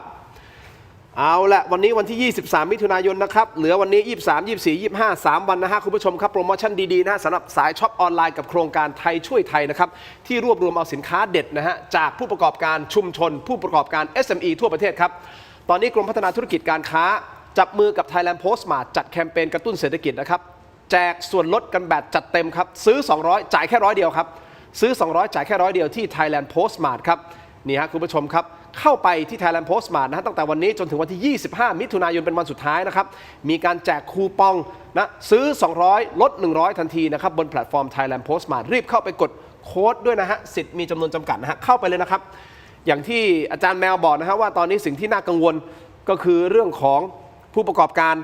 SME ก็หนักรากหญ้าก็หนักใช่ไหมอันนี้ก็เป็นอีกหนึ่งช่องทางในความพยายามในการช่วยเหลือ SME ไทยและให้ประชาชนชาวไทยได้ใช้สินค้าคุณภาพของคนไทยทั่วประเทศเลยนะฮะนี่ฮะไปรษณีย์ไทยเขาส่งทั่วประเทศนะส่งฟรีด้วยนะครับเข้าไปดูนะครับ Thailand Postmart ขอบคุณมากๆเลยนะครับต่อกันที่นี่ฮะขออนุญาต Apps Urinal ครับอันนี้เป็นของดีคุณผู้ชมครับเพราะห้องน้ำที่ดีนะครับสะท้อนถึงภาพลักษณ์และรสนิยมที่ดีนะครับ Apps Urinal ครับผลิตภัณฑ์ดับกลิ่นโถปัสสาวะชายที่จะเปลี่ยนห้องน้ำของคุณให้หอมสะอาดมีระดับนะครับเหมาะอย่างยิ่งสำหรับโรงแรมร้านอาหารและทุกครัวเรือนมีให้เลือกใช้งานทั้งแบบแผ่นชีทแบบก้อนและแบบแขวนสำหรับสุขภัณฑ์ของสุภาพสตรีนะครับคุณผู้ชมครับนี่ฮะสร้างความประทับใจด้วยความสะอาดและกลิ่นหอมเลือกกลิ่นที่ดีกว่าให้กับห้องน้ำของท่านด้วย Apps Urinal หาซื้อได้แล้ววันนี้ที่ Shopee Lazada TikTok และ thailandpostmart.com ครับที่ร้าน Thai Detergent Shop นะครับมอบให้แขกรับเชิญของเราทั้ง2ท่านเลยนะครับขอบคุณมากครับ Apps Urinal ครับของดีครับอาจารย์แมวอาจารย์โก้ขอบคุณมากๆเลยนะครับคุณผู้ชมต่อกันหน่อยนะฮะมีคุณผู้ชมบอกว่าถกไม่เถียงอย่าล้วงลูกรัดหนูนะเดี๋ยวจะเป็นเหมือนรายการหมาแก่ที่พูดจริง ผมถือว่าเป็นกำลังใจจะเป็นกำลังใจผมถือว่าเป็นกำลังใจให้กับผมนะครับผมเชื่อว่าสื่อเรามีสิทธิ์ที่จะสะท้อนความจริงแล้วกันเราไม่ได้ใส่ร้ายหรือบิดเบือนทุกความคิดเห็นที่ออกมาคุณผู้ชมนะฮะก็จะสังเกตนะเราไม่ได้แบบฟันธงยืนยันว่าชัดเจนว่าเป็นอย่างนั้นแต่ให้คุณผู้ชมลองเอาข้อมูลแล้วไปคิดวิเคราะห์เพิ่มเติมส่วนพี่ดนายหมาแก่เข้าใจว่าวันจันทร์หน้าป่ะพี่หมาแก่เองจะออกมาพูดใช่ไหมในเจาะลึกทั่วไปอ่ะที่เป็นรายการออนไลน์ของแกแล้วแกมีเรื่องในใจที่จะพูดผมก็รอดูอยู่นะครับว่าวันนั้นแกจะพูดว่าอะไร 11 โมงผมโปรโมทให้พี่หมาแก่เลยนะครับ เพราะวันสุดท้ายคือวันที่ 30 มิถุนายนใช่ไหมวันที่ 30 คือวันไหนวันจันทร์ป่ะวันจันทร์ใช่ไหมวันจันทร์วันอังคารวันอังคารเหรอวันจันทร์คือ29ใช่30 คือวันสุดท้ายที่พี่หมาแก่จะออนแอร์เลือกตั้งผู้ว่าใช่28 29 30พอเสร็จรายการปุ๊บก็ไปฟังพี่หมาแก่นะครับว่าสรุปแล้วในเรื่องราวของพี่แกโดนอะไรเพราะเราก็มีการวิเคราะห์นะว่าโดนบางอย่างที่เอาละให้แกพูดเองดีกว่าเราไม่พูดนะครับเรื่องของค่าไฟดีกว่าเดี๋ยวไปฟังเสียงสะท้อนของพี่น้องประชาชนกันหน่อยนะครับจากจังหวัดขอนแก่นและพิษณุโลกนะครับว่าคุณรู้ไหมว่าโดนค่าไฟแฝงเนี่ยฟังหน่อยครับเกิดมาจนจะ47 ปีตกใจค่ะไม่คิดว่าประชาชนต้องมาจ่ายค่าไฟให้รัฐบาลนึกว่าเป็นงบภาษีของประเทศไม่คิดว่าประชาชนเป็นคนแบกรับตกใจมากค่ะแล้วก็งงมากมาแอบเก็บอย่างนี้มันก็ไม่ถูกมั้งมันก็น่าจะให้เรารู้อ่ะเพราะว่าทำอะไรมันก็ต้องให้ประชาชนทุกคนรู้อยู่แล้วอันนี้เราไม่รู้เหมือนมาขโมยมาแอบของเราอ่ะคือมาลักของเราไปอย่างเงี้ยถ้าบอกว่ามันจะมีค่าไฟแจ้งมาเลยว่าค่าไฟอะไรอ่ะเราต้องจ่ายอะไรบ้างเนี่ยมันก็ไม่น่ามีปัญหาหรอกแค่10 สตางค์เองนี่ไงฮะคุณผู้ชมครับเป็นบางส่วนเท่านั้นแหละครับแต่ว่าผมเชื่อว่าประชาชนส่วนใหญ่ก็จะรู้สึกว่าเฮ้ยมายังไงวะเอาละครับคุณผู้ชมคุณเอกนัทพร้อมพันธ์นะฮะท่านรัฐมนตรีว่าการกระทรวงพลังงานซึ่งหวังว่าท่านจะให้เกียรติรายการเราสักวันหนึ่งนะฮะมาพูดคุยกันนะฮะคุณผู้ชมไม่ได้คุยกันกับท่านนานแล้วนะฮะตั้งแต่เป็นรัฐมนตรีอุตสาหกรรมนะครับท่านสั่งเบรกครับเบรกโมเดลเก็บค่าไฟสูตรเดิมและเตรียมเสนอครม.บังคับให้ติดตั้งมิเตอร์แยกบัญชีไปเลย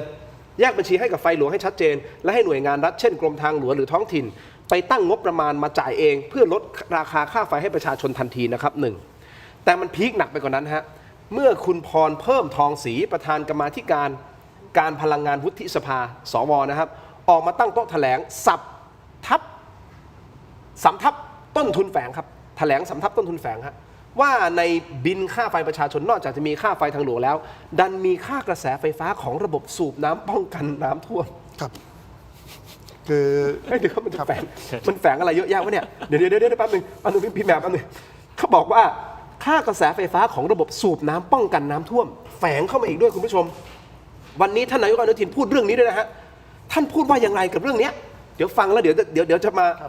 ฟังทั้ง2ท่านวิเคราะห์นะมาฟังครับ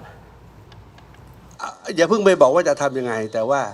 ถ้ามันเป็นภาระประชาชนจริงซึ่งตอนนี้เรากำลังไปตรวจสอบอยู่ถ้ามัน เรายังไม่รู้นะอันนี้คือดราม่านะอย่างที่น้องว่ายังเป็นดราม่าอยู่ว่ามันจริงหรือไม่จริงยังไงนะครับ ถ้าจริงเราก็ไม่ให้ประชาชนรับภาระอย่างแน่นอน มันเป็นค่าใช้จ่ายที่เปรียบเสมือนเป็นภาระที่สองการนี้ต้องรับเอาไว้ อันนี้ก็ว่ากันไป แต่ถ้าบอกว่าไอ้ตรงนี้ไม่ใช่ละครับ เราก็เลยมาเพิ่มค่าไฟตรงนี้แล้วก็ไปคิดกับพี่น้องประชาชนอย่างเงี้ยตอบได้เลยว่าไม่ได้ ต้องแก้ให้แน่นอนนะครับ ท่านเอกนัทพูดเพราะว่าได้รับน้องเอะจากผมเนี่ยนะ งงไหมฮะอาจารย์แมวอาจารย์โก้เอาอย่างนี้ก่อนที่จะไปเดี๋ยวเอาอินโฟกราฟิกขึ้นมาคุณผู้ชมฮะเดี๋ยวไล่อินโฟกราฟิกนะกรรมาธิการพลังงานวุฒิสภาที่บอกว่าทุนค่าไฟเนี่ยแฝง4ตัวเก็บจากประชาชนเอาขึ้นมาเต็มๆเลยเดี๋ยวจะดูว่ามีอะไรบ้างค่าความพร้อมจ่ายโรงไฟฟ้ามาจากสัญญาซื้อขายไฟฟ้าที่ภาครัฐทำกับโรงไฟฟ้าเอกชนฮะอันที่2ครับค่าภาระนโยบายส่งเสริมพลังงานหมุนเวียนฮะสัญญารับซื้อพลังงานหมุนเวียนในอดีตครับ3ครับค่าไฟฟ้าสาธารณะและการอุดหนุนข้ามกลุ่มฮะอันนี้แหละครับคือพวกไฟทางหลวงและระบบสูบน้ำป้องกันน้ำท่วมค่าที่4คือภาระหนี้สะสมจากการตรึงค่าไฟในอดีตฮะนี่คือประธานกรรมาธิการพลังงานวุฒิสภานะครับท่านพรเพิ่มทองศรีออกมาให้ข้อมูลนะครับตกใจ40 ปีเขาบอกตั้งแต่ปีอะไรนะปีเกือบ40 ปีอะตั้งแต่ปี30มั้ง2530ก็เห็นตั้งแต่ยุคพลเอกเปรมใช่ไหมใช่ตั้งแต่ยุคพลเอกเปรมครับแสดงว่าเราจ่าย 15,000 ล้านบาทต่อปี30 ปีแล้วมั้งเนี่ยเราไม่รู้ตัวมาก่อน 15,000 ล้านนะครับเก็บจากประชาชนนะ15,000 ล้านต่อปีต่อปีโอ้โห 15,000 ล้านต่อปีทำอะไรได้อีกเยอะบ้างประชาชนน่ะไม่เคยรู้มาก่อนพี่แมวคิดยังไงฮะคืออย่างนี้นะครับคือผมเชื่อว่ารัฐเองอ่ะก็จะคือสมมุติถ้าแก้เรื่องเนี้ยมันก็จะต้องถามว่าแล้วใครจะเป็นคนจ่ายคนต่อไปคือเช่นสมมุติค่าท้องถิ่นไงก็ให้ท้องถิ่นเช่นค่าไฟฟ้าระหว่างทางเนี่ยเช่นทางหลวงจะทางหลวงจะคมนาคมหรือจะท้องถิ่นหรือจะอบต.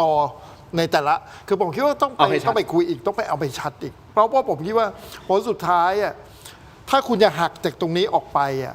ไอ้ค่าใช้จ่ายก้อนนี้มันจะต้องเขาเรียกนะเงินก้อนนี้มันจะมาจากไหน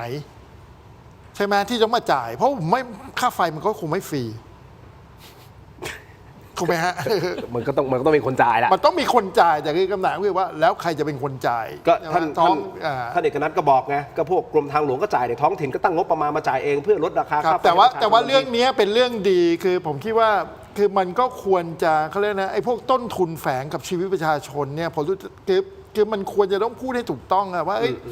ใน1 บินของที่เป็นต้นทุนชีวิตของประชาชนเนี่ยมีอะไรแฝงมาบ้างนี่ผมคิดว่าอันนี้แค่เสี้ยวเดียวนะผมว่ามันอาจจะมีแฝงอย่างอื่นอีกเปล่ายังไม่รู้เลยคือเอานี้ท่านรัฐมนตรีเอกนัทพอขึ้นมาเป็นรัฐมนตรีพลังงานท่านไปแตะเรื่องน้ำมันซึ่งมันยากมากนะท่านไปแตะเรื่องน้ำมัน1แล้วนะแต่โอเคแหละก็ต้องให้เวลาท่านแต่เมื่อกี้เราฟังจากสัมภาษณ์ของท่านนายกเนาะท่านนายกท่านบอกเองนะท่านเป็นคนถ้าเป็นคนแล้วเลยส่งไอ้ความเนี่ยให้ท่านเอกนัทแต่กล้าลุยแต่ผมคิดว่าดีแล้วก็ผมคิดว่าไอ้สิ่งเหล่านี้อะไรที่มันเคยหมกเม็ดไว้เป็นเขาเรียกว่าเป็นต้นทุนแฝงในชีวิตประชาชนซึ่งผมคิดว่าเรื่องนี้ควรจะทำให้เคลียร์เพราะผมคิดว่าทุกวันนี้ประชาชนเองอ่ะมันต้นทุนมันสูงมากๆใช่ไหมค่าน้ำค่าไฟค่าอะไรต่ออะไรเนี่ยเยอะแยะไปหมดซึ่งผมคิดว่าก็ดีถ้ารัฐบาลจะทำเรื่องนี้นะผมก็เชียร์นะครับเชียร์อาจารย์โก้อยากได้เงินคืนไหมในอดีตที่จ่ายค่าไฟมา 30-40 ปีอ่ะคือผมฟังทั้งเรื่องแล้วผมรู้สึกเศร้ามากนะครับ เศร้าเรื่องอะไรครับเกิดมาเป็นคนไทยนี่เราโดนปล้นตั้งแต่เกิดปล้นตั้งแต่เกิดแล้วหรือปล้นมาตั้ง40 กว่าปีแล้วหรือแล้วไม่ได้ปล้นโดยโจรข้างบ้านไม่ได้ปล้นโดยมาเฟียในซอยแต่ปล้นโดยระบอบที่ปกครองประเทศเพราะว่าผ่านมาแล้วทุกรัฐบาล40 กว่าปีแต่อย่างน้อยเขาแตะในคือต้องให้ความเป็นธรรมกับรัฐบาลชุดนี้เขาไม่ได้เป็นคนตั้งนะอันเนี้ยมันมาตั้งแต่ยุคนู่นอ่ะปี 2530 ถูกต้องไหมผมบอกไงเป็นระบอบไงมาแล้ว40 ปีมันไม่ใช่ความผิดของรัฐบาลนี้แต่ว่าใครรู้มาก่อนมันต่อเนื่องกันมามันไม่มีใครรู้ได้ยังไงมันต้องมีคนรู้สิมันต้องมีคนรู้สิการไฟฟ้านี่แหละต้องรู้ใช่ไหมครับจริงมหาดไทยนี่แหละต้องรู้เพราะว่าการไฟฟ้าอยู่ภายใต้คุณแต่การไฟฟ้า ฝ่ายผลิตอยู่ภายใต้พลังงานนะอันนี้ก็อีกปัญหาหนึ่งทำไมต้องแยกกันด้วยนะครับแต่คือที่แน่ๆอย่างที่คุณแมวว่ามันมีอะไรอย่างอื่นแฝงอีกไหมซึ่งก็เชื่อว่ามีและสิ่งทั้งหมดนี้มันก็หมายความว่าเราบริหารประเทศชาติอย่างต่อเนื่องอย่างไม่มีประสิทธิภาพไม่มีประสิทธิผลไม่มีความโปร่งใสปล่อยให้สิ่งนี้เกิดขึ้นมาได้40 กว่าปีเพราะฉะนั้นถ้านายกหันมาจับตรงนี้และแก้ปัญหาตรงนี้ได้จริงๆผมว่าเป็นเครดิตนะครับที่เราวิจารณ์มาครึ่งค่อนรายการเกี่ยวกับการพูดจาของนายกการอุ้มของนายกอะไรก็คือว่าอันนั้นความเป็นจริงก็ความเป็นจริงไปแต่ถ้านายกจะแก้นายกจะได้เครดิตจากประชาชนทำผลงานขึ้นมาอย่างนี้แหละแก้ปัญหาตรงนี้ได้หาปัญหาอื่นแก้มาได้อีกเป็นเครดิตต่อนายกมากอันนี้เห็นด้วยเลยครับเพราะจริงคือถ้านายกจะทำเรื่องนี้หรือให้จริงๆสักทีคือไอ้ที่เป็นต้นทุนแฝงชีวิตเราเนี่ยอันนี้เขาจะได้ใจประชาชนเขาจะได้ใจประชาชนแล้วผมคิดว่าเป็นเรื่องที่ถูกต้องที่รัฐบาลควรจะทำแล้วรายการผมจะเป็นรายการแรกเลย รายการแรกๆเลยที่จะชมจริงๆก็ชมแล้วว่าอะไรดีเราก็ต้องชมแล้วมันจะไปช่วยเรื่องเศรษฐกิจของประชาชนด้วยถูกมันช่วยได้เลยมันช่วยได้เลยอันนี้ช่วยโดยตรงเลยก็ลองคิดดูสิครับปีละ 1,500 ล้านบาทปีละ 1,500 ล้านบาทโอ้เอาไปทำอะไรได้เยอะ10 ปีคือ150,000 ล้านบาท AI Pro ครับทำ AI Pro ทำ AI Pro ขาดอีกแค่100 ล้านใช่ไหมมัน1,600อันนี้เขา 15,000 นะอ๋อ 15,000 ต่อปีนะ AI Pro plus ได้15 ครั้งเห็นไหมชมได้ไม่นานก็ต้องกลับมาแทรกเอาอย่างนี้เอาเป็นว่าแบ่งกันเป็นเลเยอร์เนาะเพราะเราก็ต้องแยกนะเวลาเราวิเคราะห์อะไรเป็นเลเยอร์ไปเลเยอร์เรื่องของ THAI Passport ก็ยังเป็นที่ข้อกังขาของสังคมและฝ่ายค้านอันนั้นเขาก็ต้องตรวจสอบกันมากกันไปและเท่าที่ผมเข้าใจก็คือเขาจะยื่นปปชเพื่อที่ให้ตรวจสอบให้เอาแฟร์เลยถูกต้องไหมเดี๋ยวคนก็มายื่นปปชก็ไม่มีประโยชน์หรอกเพราะสุดท้ายปปชก็เป็นคนของใครอะไรหรือเปล่าแต่มันมีขั้นตอนผมว่ามันไม่ได้ง่ายขนาดนั้นหรอกในการที่จะมาควบคุมแล้วถูกจับตาขนาดนั้นนะคุณผู้ชมครับแต่ก็ยื่นไปตามคันลองของมันนะฮะแล้วก็ทางทีมงานเราก็พยายามที่จะติดต่อทางด้านของฝั่งรัฐบาลเพื่อที่จะให้เกียรติมาในรายการเกี่ยวกับเรื่องของ THAI นะครับเราโทรไปหาแล้วใช่ไหมยังไม่บอกว่าใครโอเคไม่เป็นไรเราพยายามอยู่นะฮะเราพยายามอย่างต่อเนื่องเขาดูยินดีที่จะมาแต่ไม่ค่อยมีเวลาโอเคใช่ไม่อย่างที่บอกไงพี่แมว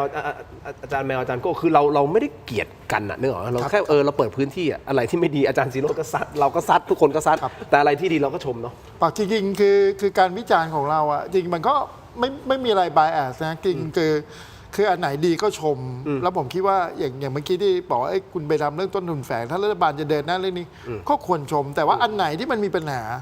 แล้วเขาเรียกอะไรนะมันส่อในเรื่องของความไม่โปร่งใสเนี่ยบอกว่ารัฐบาลก็หยุดหรือไปก็เรียกอะไรไปเปลี่ยนแมคคานิซึมอะไรบางอย่างเพื่อจะให้มันเดินหน้าต่ออะไรอย่างเงี้ยผมคิดว่าไอ้สิ่งเหล่านี้มันก็เป็นอย่างที่บอกเราก็เอาประโยชน์ของประเทศชาติเป็นตัวตั้งเนาะคือเราไม่ได้เราก็ถ้าประเทศชาติมันดีผมก็ได้ประโยชน์ด้วยแน่นอนทุกคนก็ดีหมดทุกคนก็ดีหมดผมก็ได้ประโยชน์นิดนึงนะครับเรื่องการวิจารณ์เนี่ยเราต้องเข้าใจกันก่อนว่ารัฐบาลนี่อำนาจเต็มมือคุณมีอำนาจตำรวจคุณมีอำนาจทหารคุณมีอำนาจกฎหมายคุณมีอำนาจคุกคุณมีอำนาจภาษีอำนาจเต็มมือเพราะฉะนั้นการวิพากษ์วิจารณ์มันคือหน้าที่และความรับผิดชอบของสื่อและประชาชนเพื่อเป็นการตรวจสอบทวงดุลอำนาจเพื่อความสมดุลทางอำนาจเพราะฉะนั้นสิ่งที่เราทำนี่เราเป็นพลเมืองดีเด่นนะครับที่วิพากษ์วิจารณ์รัฐบาลเราต้องเข้าใจปรัชญาของการมีประเทศการมีสังคมก่อนเพราะฉะนั้นไม่ต้องห่วงไม่ต้องอายเรื่องวิจารณ์นะครับเราทำหน้าที่ประชาชนคุณผู้ชมท่านหนึ่งคอมเมนต์เข้ามาขอบคุณมากนะครับเขาเขียนว่าอาจารย์ยิ่งศักดิ์เราเว้นวรรคหมาแก่เราเว้นวรรคต่อไปรายการ question mark อันนี้ถูกนะ first อาจารย์ยิ่งศักดิ์ next หมาแก่แมวสาว next question mark เอางี้ผมจะขอพูดอะไรหน่อยแต่ว่าจะไม่ลงรายละเอียดดีเทลไม่ใช่ว่าเหตุการณ์แบบนี้เราไม่เคยเจอนะครับผมขอพูดก่อนเพราะฉะนั้นสำหรับผมแล้ว it's normal it's เฉยๆไม่ใช่ว่าเราไม่เคยเจอนะครับแต่สิ่งที่เราเจอถ้ามีโอกาสได้เล่าในอนาคตอันไกลนะไม่ใช่ในเร็วนี้นะเดี๋ยวจะเล่าให้ฟังว่ามันเกิดอะไรขึ้นได้ครับจำคำนี้เอาไว้ขอบคุณ